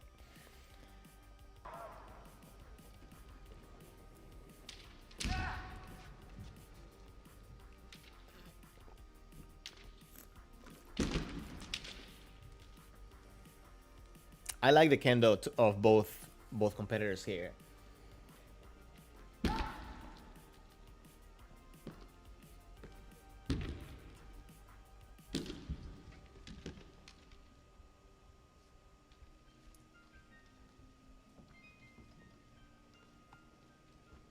Oh, okay.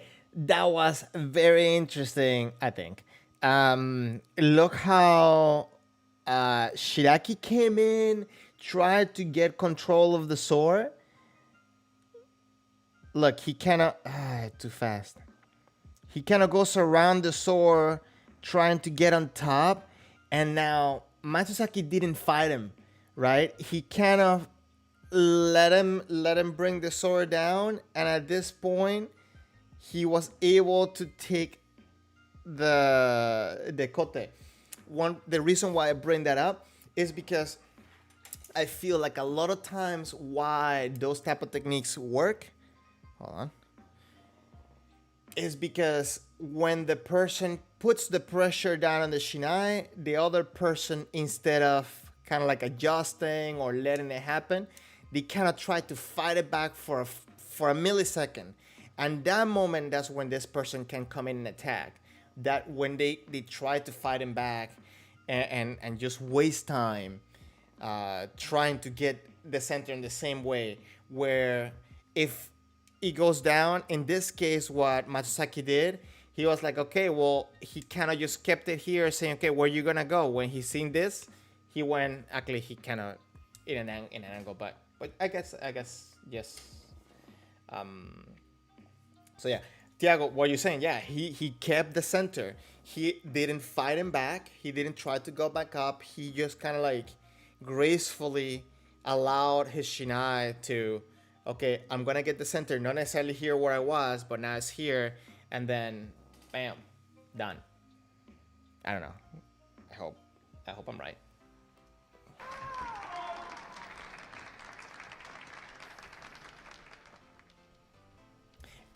if the old Japan did anything to me, it just makes me want to go back to the dojo so bad.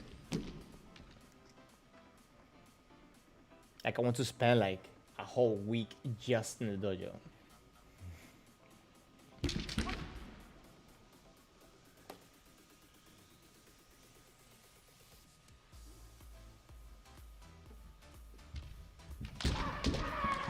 Oh, was that what, like Kotemen?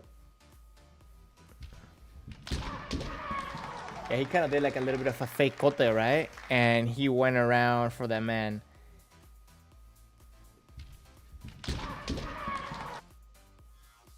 Let's see. He goes. Okay, he kind of trends the man and kind of a little bit of the shiai.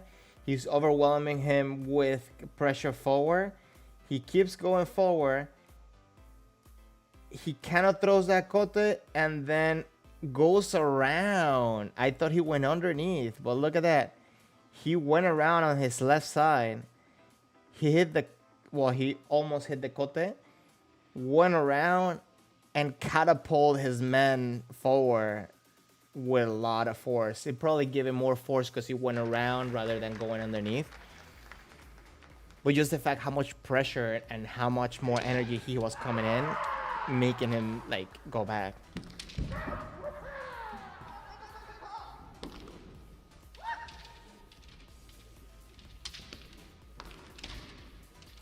Murakami's adaptation to his kendo based on his body type, I think is amazing. You know, he's definitely using a kendo that goes along with his body type. Which I think is very important to understand if you want to have good kendo, right? You want to make a kendo that works for your body. el Toro Murakami.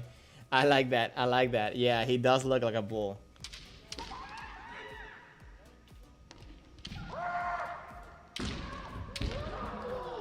Oh.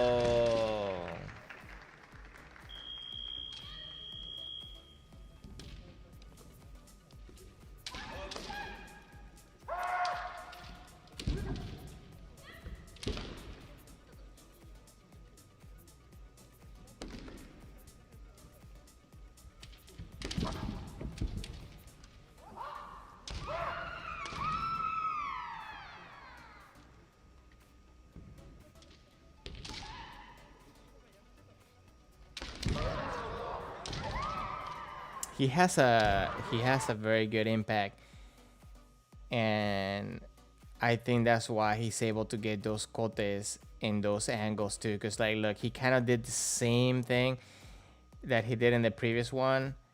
I really can't tell if he actually made impact or not, but interesting enough, in this one he's still very close. Moriyama kind of starts moving forward. Murakami kind of hits on that angle, and again, did he make contact? He didn't make contact with the man. Moriyama didn't make contact with the man, and again, makes me wonder, was it because of the impact from the kote, or, you know?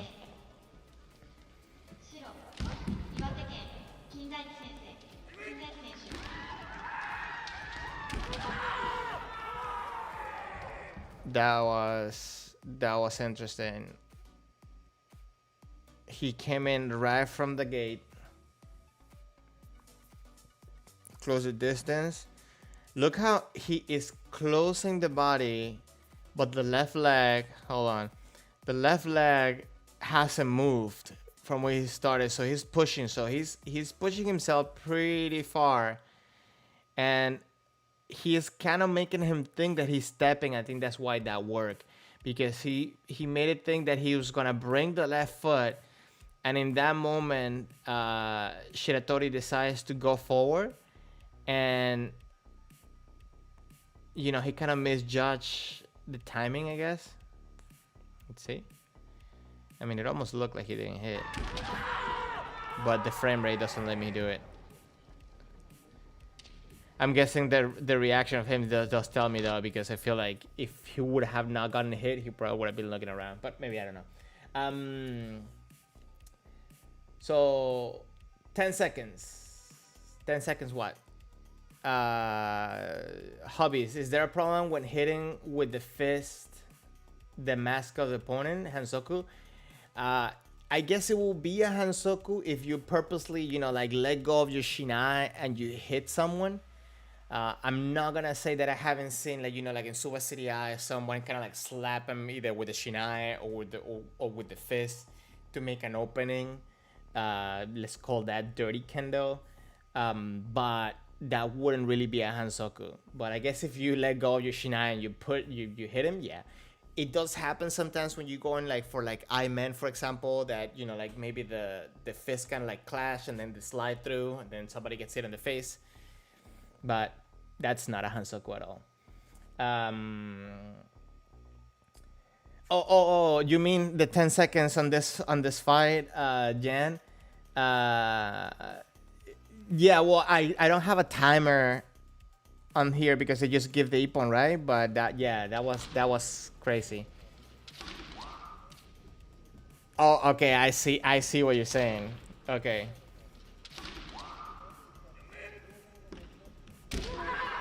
That was, and listen, uh, that's interesting, especially a lot of the times when you start a match and you get hit, kind of like this, the brain takes like half a second to like regroup.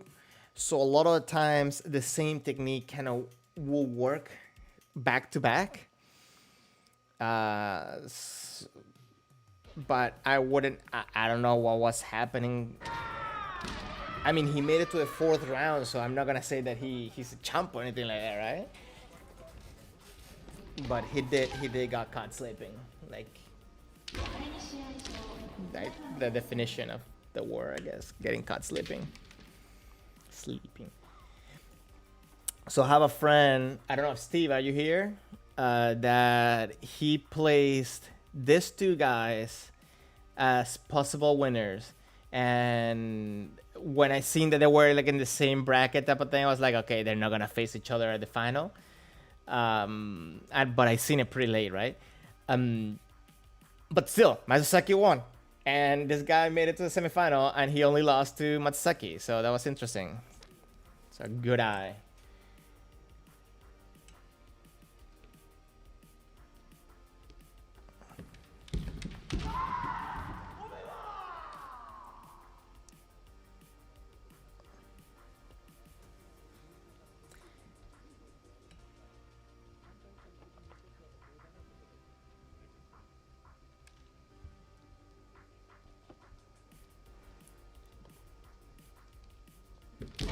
Oh, okay. I really like that man. Just like when it comes to the kick and taichi, how solid of an impact that was. Now, I do see that he adjusted this. He kind of reacted by going backwards, right? But that worked for him in order to make the distance and just create that timing, because I guess at that point he made him bring down the sword from his attack, so he made him hesitate, and he was able to get that man. And listen, I'm gonna say this, that the other thing that I will say that we have to practice is that self-awareness when it comes to the distance. Look at the Fumikomi from Matsuzaki. Like, look how far, if at all, he moved his right foot forward, right? Like, pretty much right where he starts, he lands with the Fumikomi. And it's just, I think that's just, it's amazing. It's great.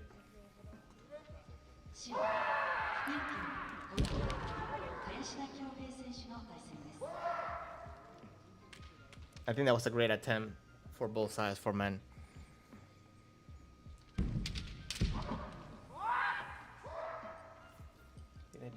Still got tea.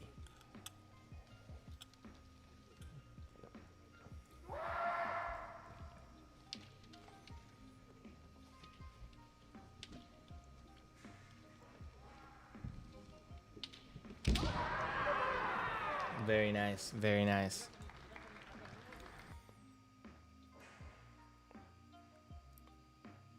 Just coming in. Let's see.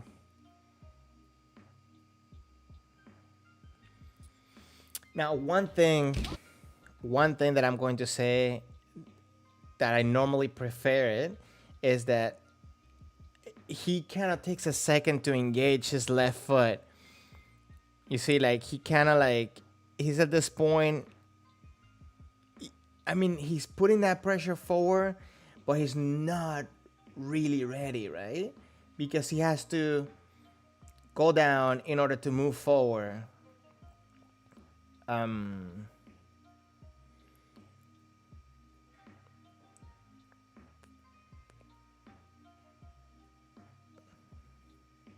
don't really know what to say about that. Because, I mean, obviously it wasn't bad, right? I don't know. What do you guys think? Should, when they move, because, I mean, we've seen in other videos before, right? Where when they move, they're already ready to explode. I feel like here he had to take a second to adjust. Is it okay to try to avoid the man moving your head as Hayashida did here? Are you testing or are you competing? Okay. So, in a competition, you're trying to do everything you can to win. I'm not gonna say everything you can to not lose, but you're trying to do everything you can to win. So I know in competition, a lot of people complain that, you know, it's not pretty Kendo because it's more like, the way I see it at least, more like survivalist Kendo. So I'm not gonna say that it's okay because it's definitely frowned upon. Let's watch it. But he's definitely trying to take the edge by making a little bit of space as he goes for that kote. Because again, that was a very risky move. Even I think I said it when Murakami did it in previous matches. Definitely a risky move. But in testing though, you don't want to do some type of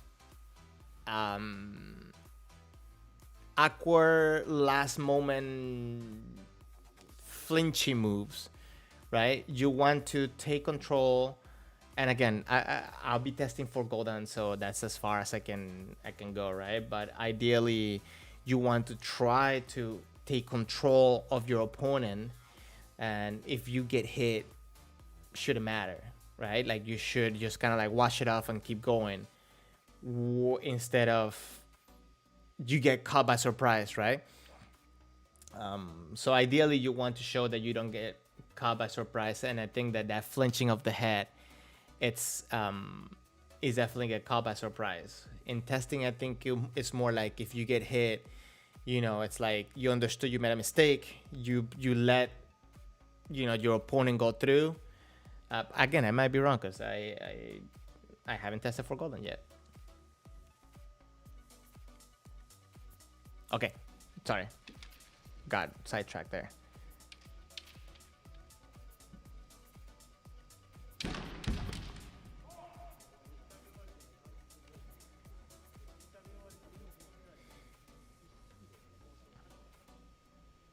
So it's interesting for me to see this fight because they're both kind of like similar height, right? But they have slightly different body styles or body type. So their Kendo does look different.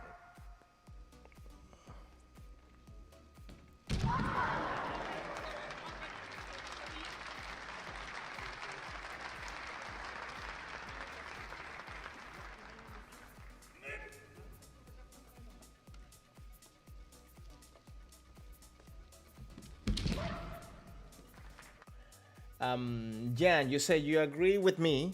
At an exam, you won't fail because you got hit on man. You need to show that you can do the best strike.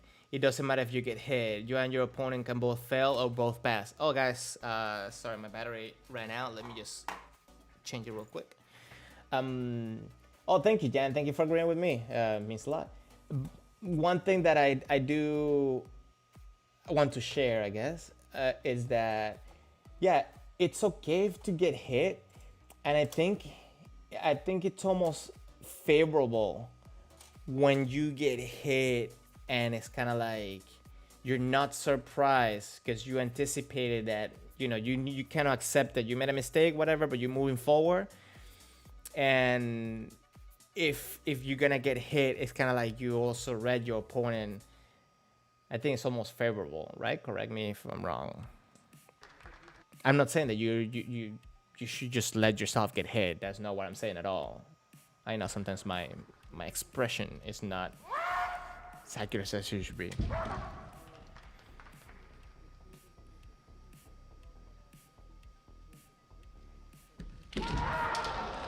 Oh, he baited him for that kote. And this is interesting to see how in retreat, because he's not really retreating, he's still keeping that intention forward, he's still keeping pressure on the opponent, but in retreating, he's making the opponent make a mistake. Okay, he pushes forward, and as he pushes forward, he kind of goes back. And at this point, when he, like, Murakami is stepping forward to kind of get ready to put that pressure and come on forward for that man, he anticipates it and get that man. That's quality, I think. What do you guys think? Those were the ippon from the third round all the way into the finals. Now, I believe it was Ian. Ian, are you here? Are you in the stream? Because we're gonna watch this video because you suggested it, and I think it's a great video. But Ian suggested to watch this video because he thought I would like it because of the footwork, and I really do like the footwork.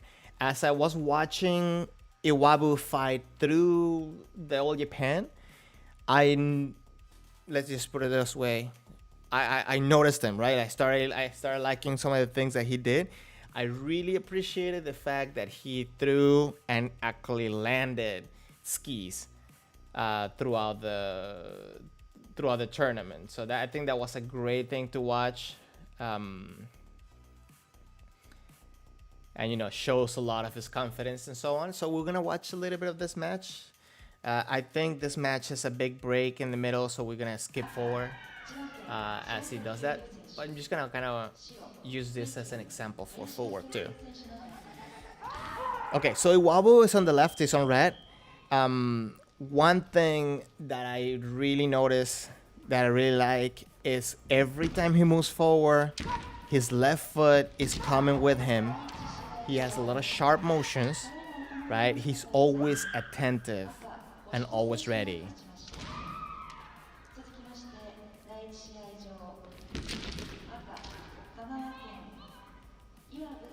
And I was told, I guess Ian mentioned that to me, that he is a 20-year-old Sandan, which I'm guessing, I think it's at 21 that they test for Yondan, right?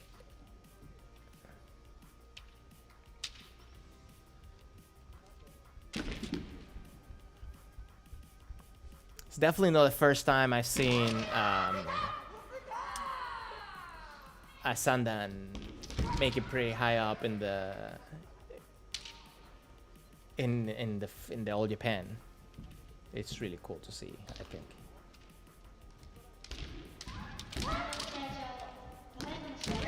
Guys, I want to remind you, if you haven't already, please subscribe to my channels, Twitch, YouTube, whichever you prefer, if not both.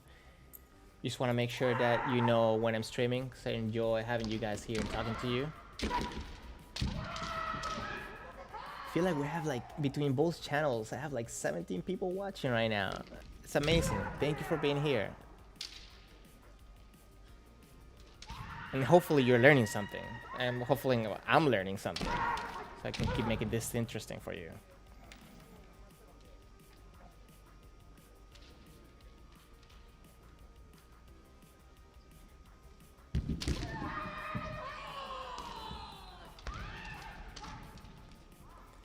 Okay, so this is one of the rare times that we've seen Suba Seriai, right? But immediately,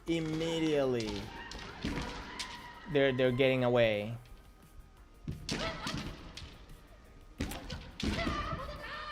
Now, this is something that I also appreciated from Iwabu. Look at the execution. Oh my god, why does he go back every time like that? He goes back to the beginning. That use of that ski man, I think throughout the match he used it several times, and he actually scored a man in one of the matches that I've seen from him. But okay, hopefully we will see it again. But I think that's a great technique to execute as well. Not that many people use it. It could be risky, especially the way he did it with the katate. But I mean, he executes it very well. Ah, and you see ski number 1.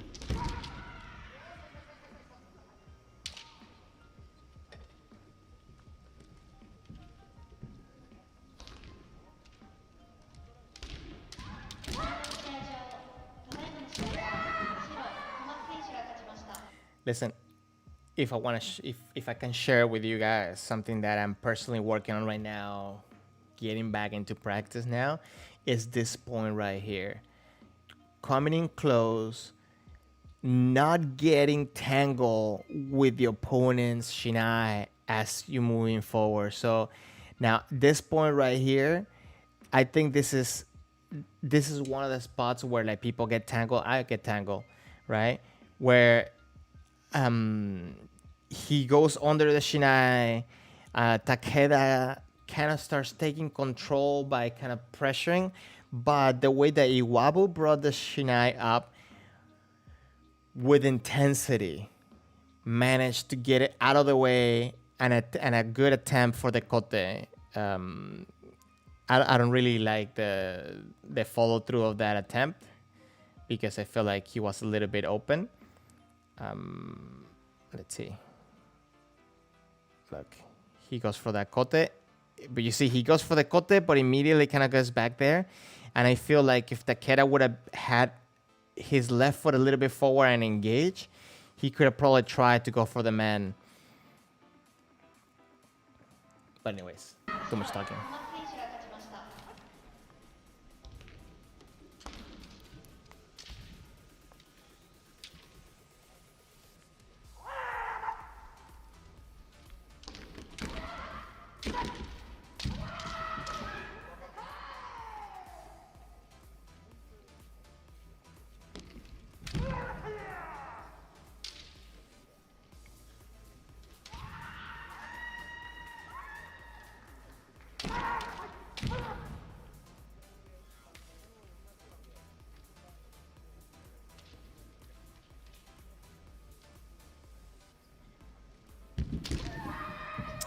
Now, I do have to say that I feel like at this point, Iwabu, and I get it, you want to close this since you want to come in.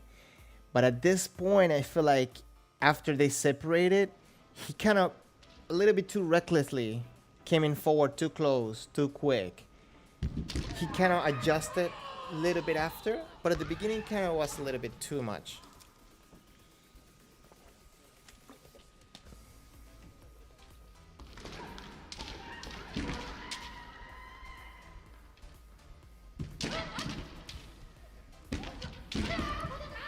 You see that execution of that ski and kote?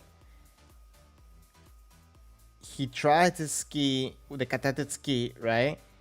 He actually, well, I mean, he missed it, but you know, he had a decent opening to come into it, but then he pulled back the shinai and immediately went for another waza. I think that's what should be in our minds as we go for a technique, you know, like continue. What's next? What's the next waza?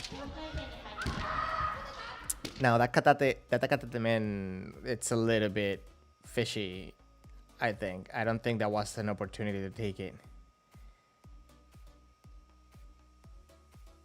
And I think he could have been in a risky position to be in. But I do feel like that's something that's probably he practices a lot at his dojo, right? The one-handed techniques.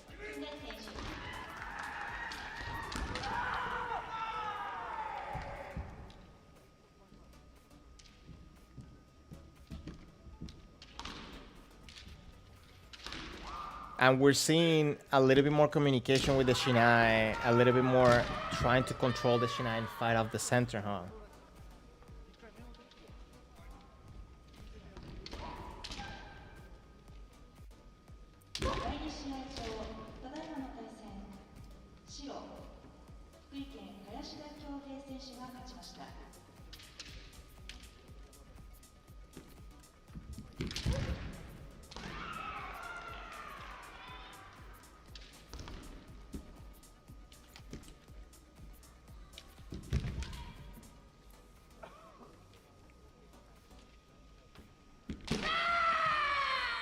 You see the fluidity where how he moves with the feet.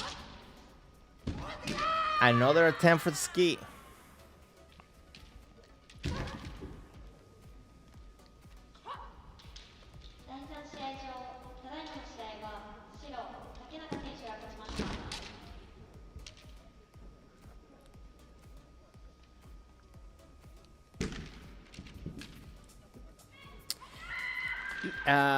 Let me just point this out real quick. You guys practice kata, right? Everybody here practice kata, right? We all do.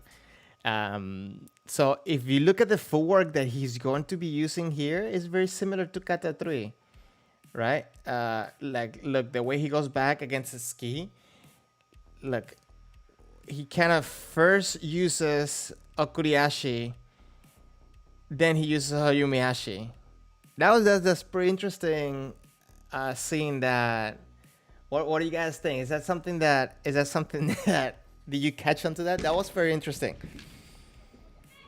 Cause he literally just did it like the kata, right? The way that he went back. And this is a video that I've been wanting to make for a while. That the way that different footworks are used during keiko, shiai, whatever, and kata. So it's interesting to see how's combining the okuriashi and ayumiashi in order to make the distance. So I guess at the beginning, and I guess I'm gonna make it complicated, right? At the beginning, he's kind of making the distance, but still being with the pressure forward. But then at some point, I guess he felt overwhelmed, so he made a quicker distance with the ayumiashi. So I don't know what you guys think. Let me see what you guys got in the comments. So Jan, you said great find. Well, you see, I'm not lying when I say that I'm looking at the feet. I'm really studying footwork. I really want my footwork to be top shape, or I don't know what the expression is, but hobbies, it was impressive. Tobias, uchidachi, yeah, uchidachi. Tobias, you have to go. Okay, well, you have a good week, a good rest of your Sunday.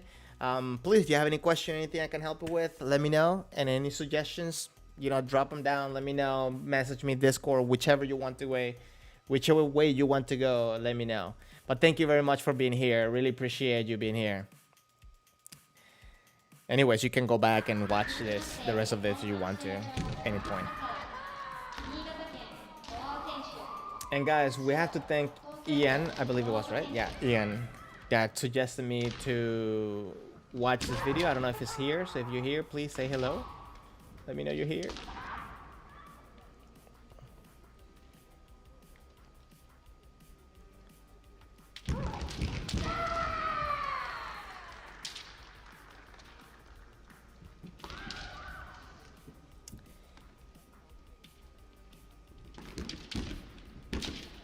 He's here, all right.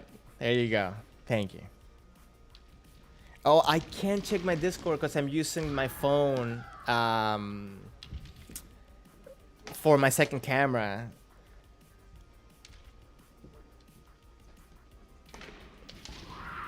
But I will as soon as we're done here.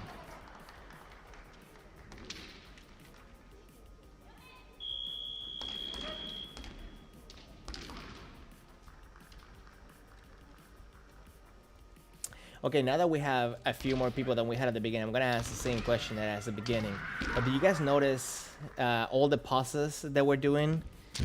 I kind of want to see or want to know if anybody knows the whole premises on the pauses. What was the timing?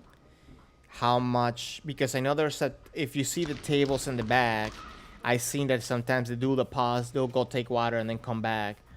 So that'll be, I think, interesting to know. I think gives a little bit of a different dynamic of the match.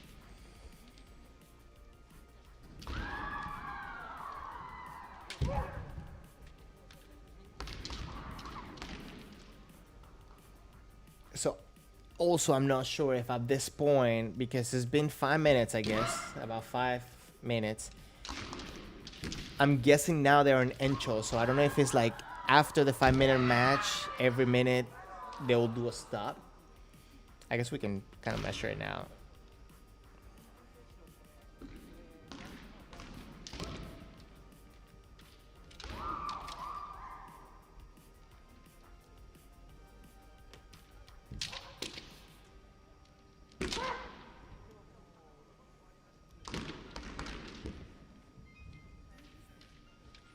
See, I really like how Iwa was coming in. Oh, that was a very, very nasty attempt at a ski. But again, with Iwabu, one thing that I'm really liking is his confidence coming in close and his shiai management. I guess that's the best word I can use to describe that. So, okay, at this point, no. But if you see, okay, when Takeda comes in close, he makes a distance. But look how he's pushing for the center right here, Iwabu. Right? He's coming in close, trying to take over for the Shinai. Now, Takeda kind of gets out of the way. And Iwabu... Okay, Takeda kind of goes out of the way and kind of on top of the Shinai for Iwabu. And Iwabu doesn't fight him. He bounces around, trying to catch the Shinai. He kind of missed it, so he makes a little bit of distance. Now he's trying to take the center. He felt a threat, so he kind of went for the cover. But then here, okay, hold on. He goes around kind of knocking down the Shinai. Not really a Makiotoshi, but maybe like a Makiotoshi, right? Then he goes for the ski. He misses, right? But he recovers immediately. That's very interesting. So, yeah, and you're saying Takeda seems kind of tense. It's interesting. It's interesting. What makes him seem tense to you?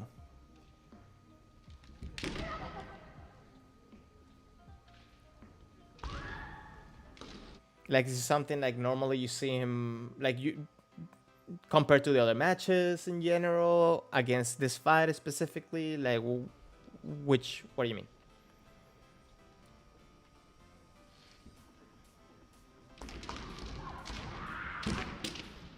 You see how Iwabu, he does show a lot of Shinai control. He's trying to control the opponent's Shinai, going around.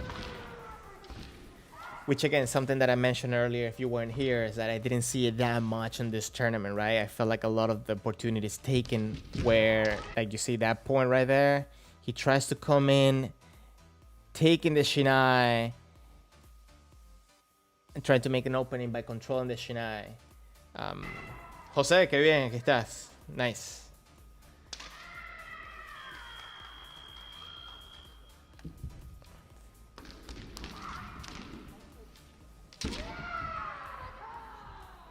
Good attempt for the Hikiwasa. Okay, he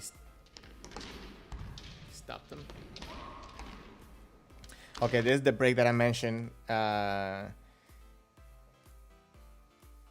we're gonna skip a little bit. Now, you see the mask that they're wearing.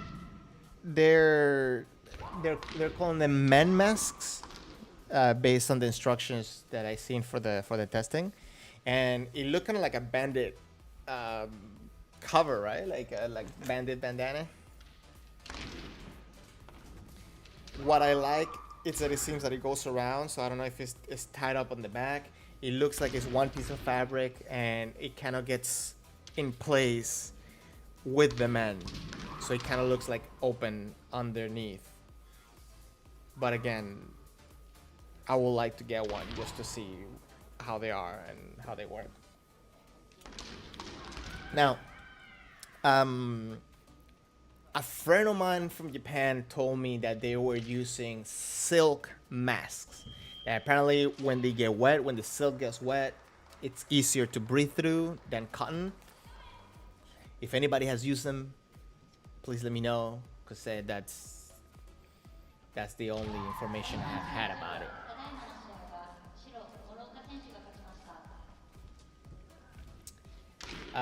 Jan, you're saying that it might be the impression because his opponent is very active and bouncy, but I think Takeda doesn't deal with his style of Kendo very well. I thought you thought he missed some opportunities already, and that's one of the things that. Okay, when you say, and I'm gonna stop this for a second, when you say this style of Kendo, what do you mean? Are you talking about? And it would be nice to understand and to know both of them ages. I guess I should probably look it up at some point. I know it's gonna take me 5 minutes to find it, so I'm not gonna struggle with that. If somebody can do that, somebody can tell me, are they college students, or what rank, whatever. That would be interesting to know. Because I know there were a lot of like company workers, college students, and teachers, like Kendo teachers.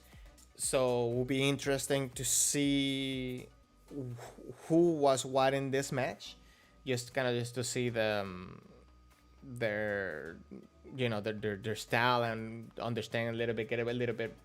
Oh, and prison guards, Tiago. Yeah, prison guards. So I think most of Hiroshima competitors were prison guards.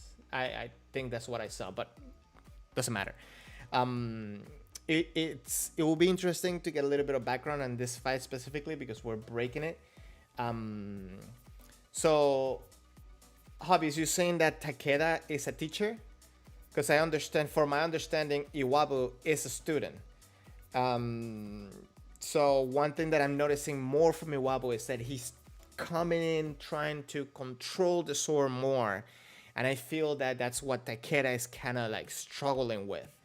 Normally, I feel that for college students, that's not necessarily their to go to style. I feel like they're more aggressive, and more per se jumpy. Not that Iwabu hasn't shown jumpiness, but I feel like for a college student, he does seem more mature. Does that make sense? I don't know. Like that's my impression.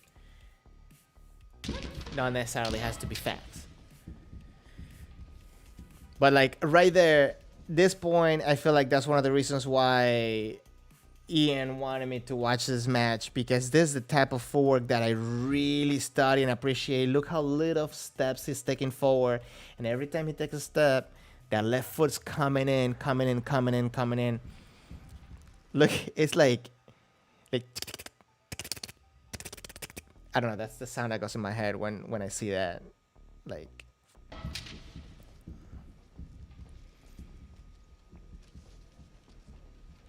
Like every time he moves, it's like you're not gonna get away from me. Oh, that was a great opportunity. That's for great execution of Rinsakuwasa right there.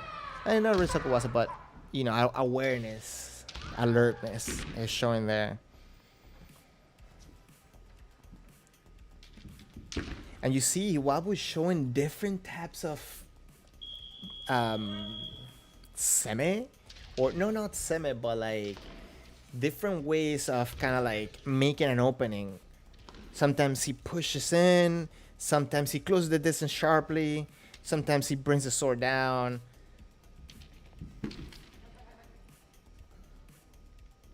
I want to practice so bad. You see, I like I like that point that he kind of came in close. He's putting pressure over the shinai. He kind of lets go and he starts going back. Takeda kind of starts putting that pressure there. And as soon as he puts that pressure, Iwabu pushes forward. He doesn't go back. He pushes forward and moves the shinai to the side. You know, he was at risk, definitely a risk, but he handled that risk pretty confidently. And yeah, using different rhythms. Yeah, he's not using different rhythms, but also different types of seme, right? Like seme ashi. He's just so using seme with his sword, and you know, like different times as well. Yeah, different rhythms. So yeah. He has a broad vocabulary of approaches to coming forward, and you only learn that with practicing with a lot of different people, I think. So you can tell that he definitely goes above and beyond for his practices.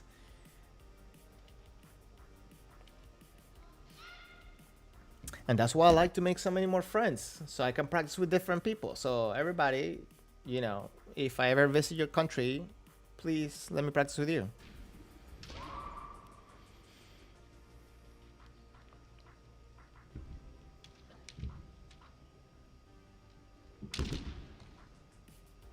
See, I really like how they're coming in and they're not really getting tangled.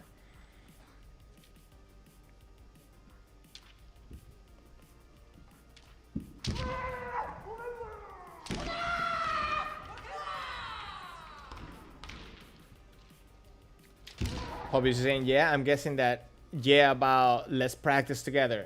Yes, please. And if you guys ever come down to Miami, so let me know.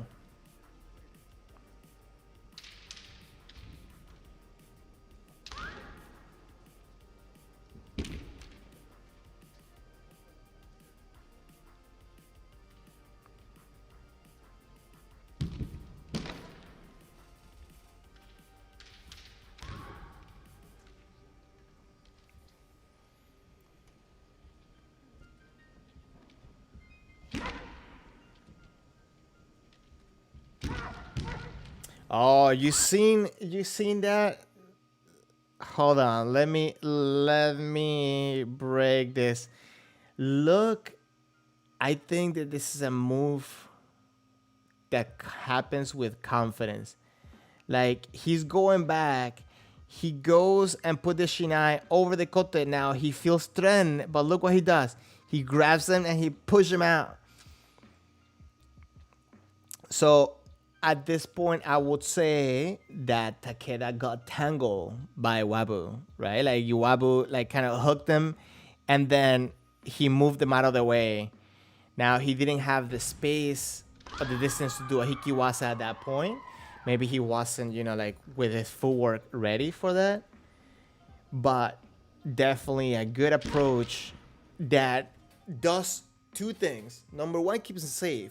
Number two, I think, starts messing up with Takeda's mindset. Like he starts like throwing him off onto like, you know, oh my god, I can't break this guy's center. I cannot come in close. Like I think that messes up with your head. Another attempt for Tsuki. And Takeda took that pretty confidently too. Even though like, I mean, he really didn't do much against it, but just the way that he looked after. I feel like he almost got hit there, huh? And like his reaction was like a little bit offset. He probably should have gone this way rather than this way.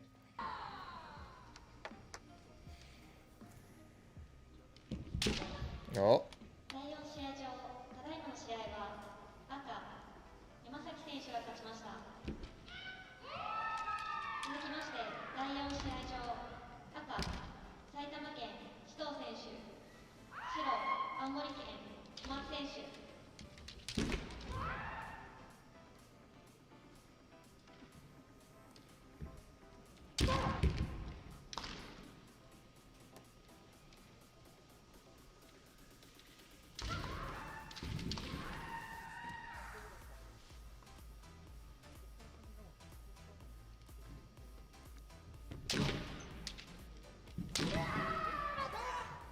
It's a nice attempt. I think it's a nice attempt.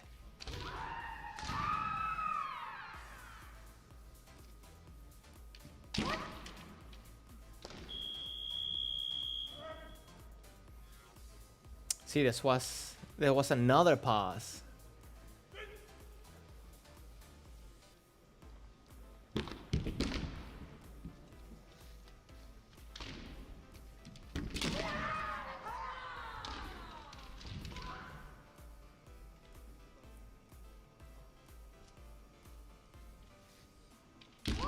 Oh, another attempt, and he finally got that ski.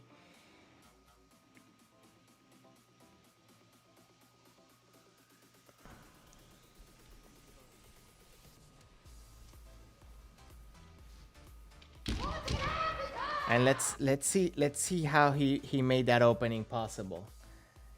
Let's see. So from here, okay. So they're close to Isakuito. Iwabu closes in a little bit distance. Takeda comes in. Now Iwabu's a little bit higher. He kind of makes an like a threat.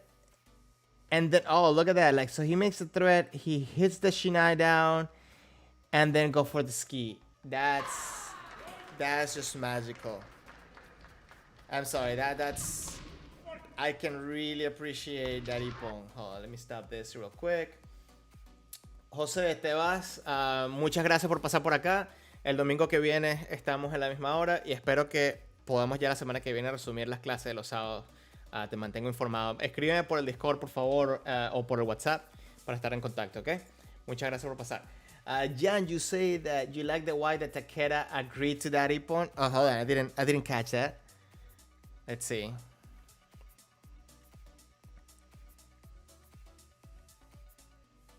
Let's see.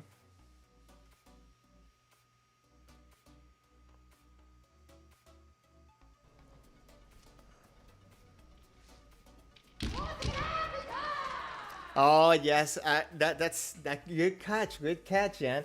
Are you saying that this was Morotetsuki, not Katatetsuki like most of the times before? Yeah, you're right. And a lot of the ones that I seen Iwabu in other matches, I believe they were Morotetsuki, the one that he scored. I think I only seen one Katatetsuki that he scored in another match, but I can't remember. But definitely Iwabu's going to be a new person for me to follow. I'm gonna say, like, I feel like I started following Kunitomo long before he won the All Japan, and it's one of the things, like, when I met Kunitomo, that was one of the things that I kept saying to the sensei that introduced me, that I thought that he was going to win it, and then he won it, so that was awesome. And I think Iwabu might be one of those, depending how he develops through his career. So I think Iwabu has a good chance to in the future win. It will be kind of interesting to see. So if I'm not mistaken, he's a college student, so it will be interesting to see where he goes after college. So Jan, you're saying that Katatetsuki might be more like an opener for Nidan Waza. Yeah, and Iwabu did it very nicely the times that he did it, right? Like, I think there was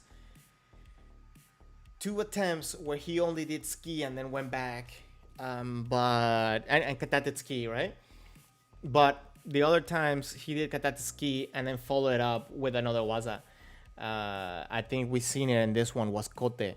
And I think the first one was men. So I did Katatsuki men, and the second one Katatsuki Kote. But yeah, I think you're right. I think he's very good at coming into that distance, and just that small opening that he got with that knockdown to go forward, that's amazing. I think that was a great opening. And a great execution for the ippon. I'm very happy that Ian shared this with me, and he told me to watch it.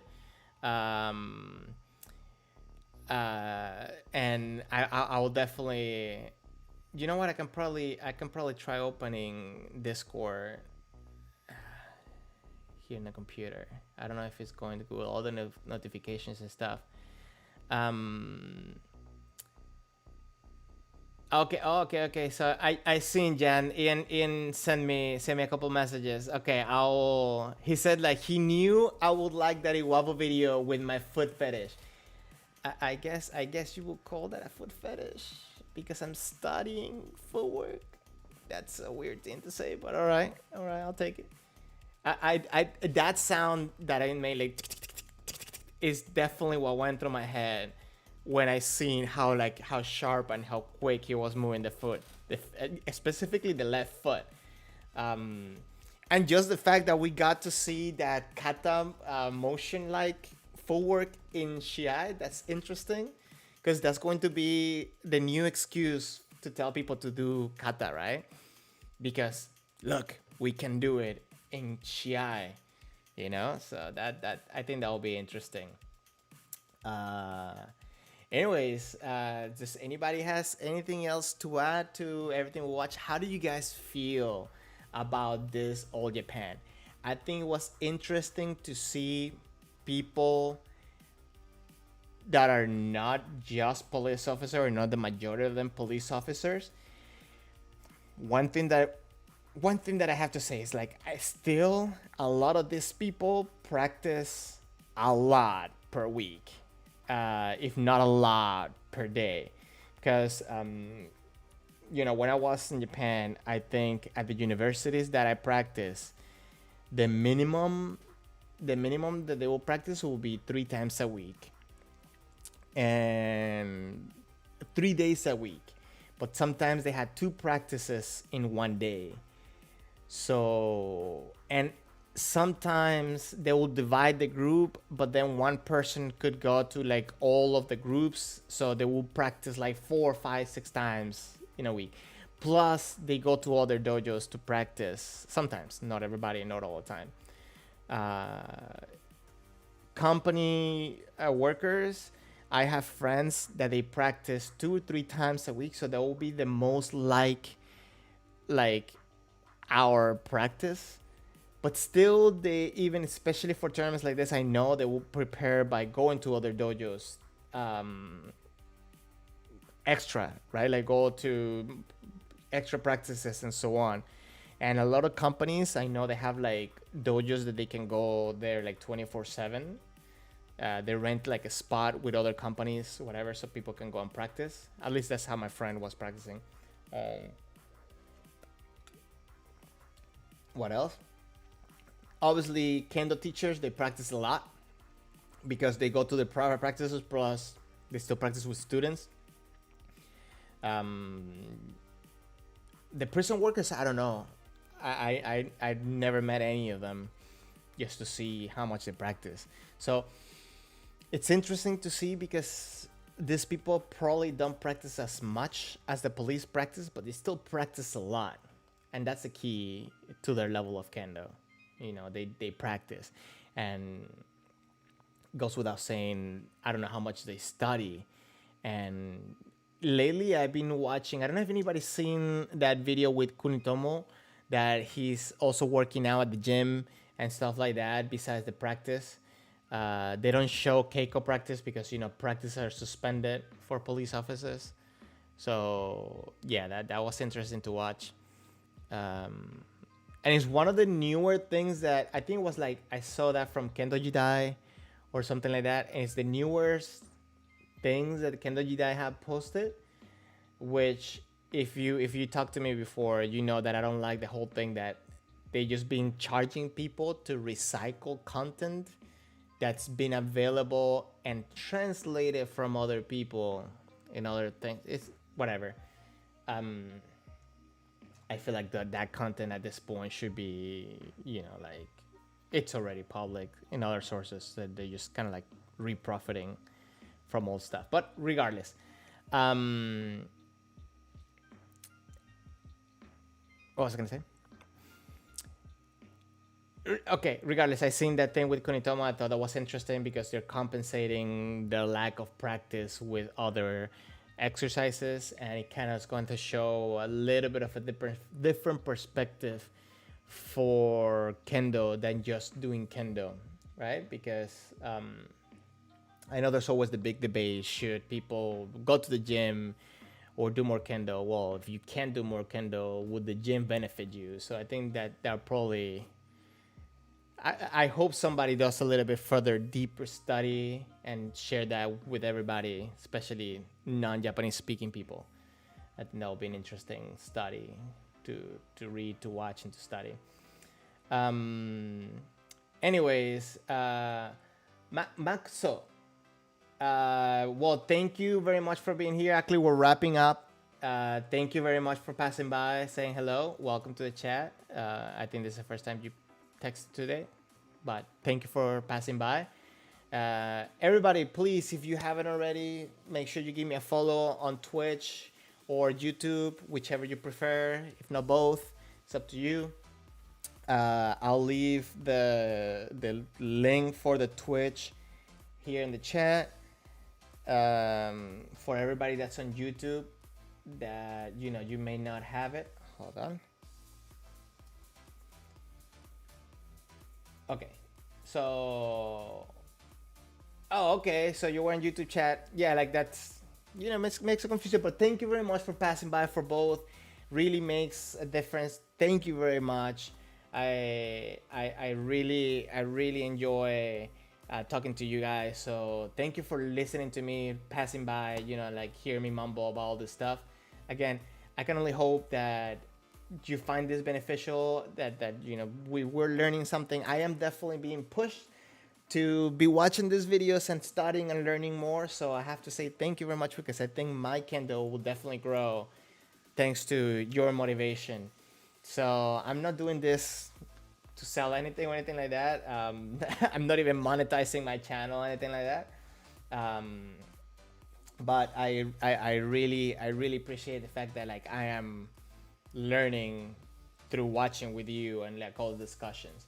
All like thee, thanks for the stream. You came in late and you didn't want to interrupt.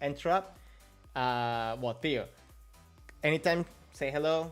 You're not interrupting. Thank you very much for passing by. I think the stream stays on Twitch for like 14 days and it'll still permanently in YouTube. So if anybody wants to go back and watch anything again, you can watch it.